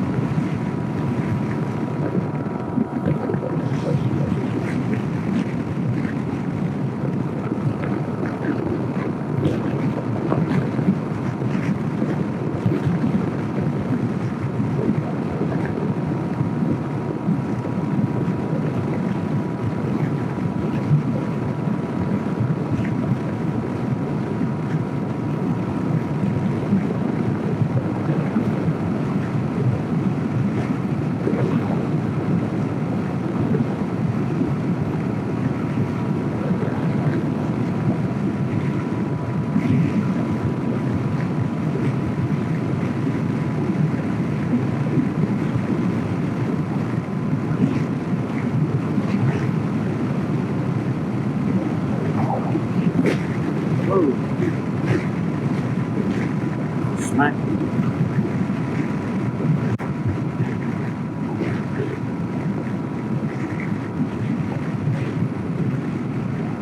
Holy fuck, I can't stay awake.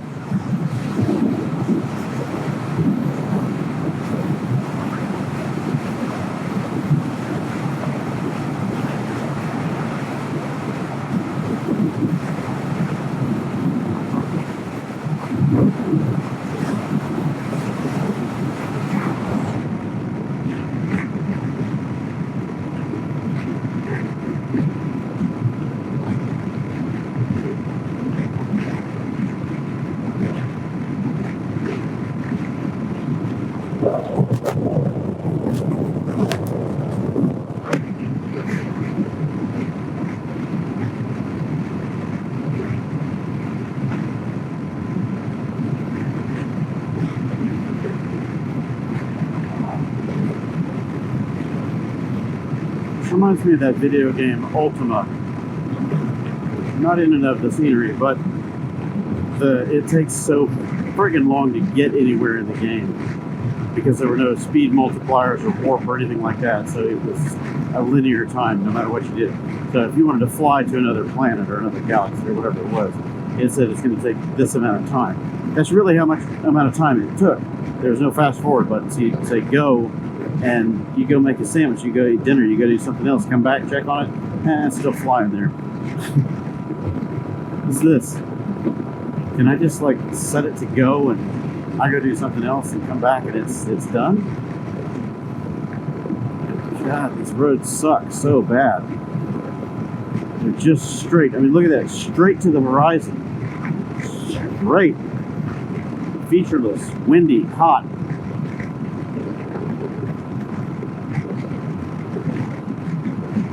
Just have to suffer them.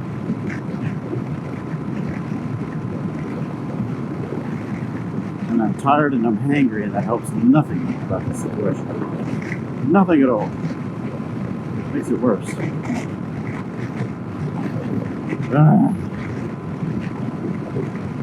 I'm bitching a lot today, aren't I?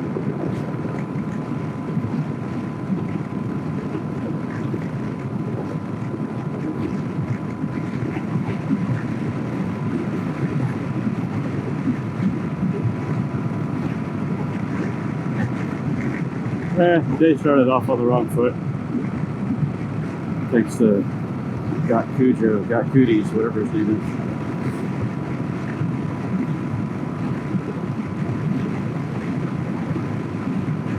And then I miss getting out with guys. Have at least some camaraderie and talking to keep me sane on the road. So lone wolf it is.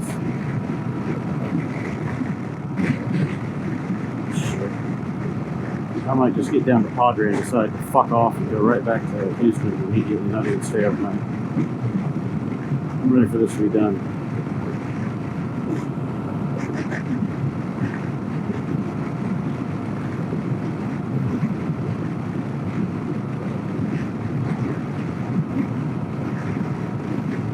It's about 8 hours from South Padre to Houston. I could do it. Get a little bit, drink a bunch of caffeine. Hit the road, do it in the dark, I don't care. Show up at midnight. I don't even know what my ETA is. I'm on route.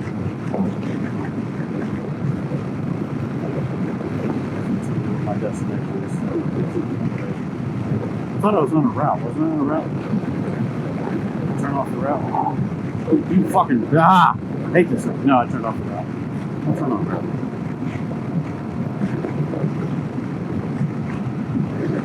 Should tell me the time for destination.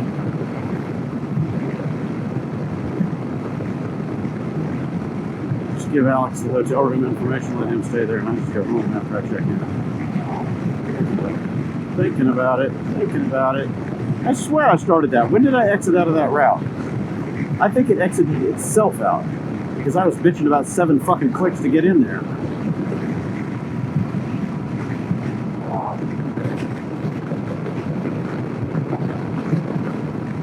$231 distance, and then another 350 arrival time, 15:20. Yeah, shit. If I'm on this route, I might just do that. I can do that. Skip the whole ending and celebration and stuff. Just check in and fuck off.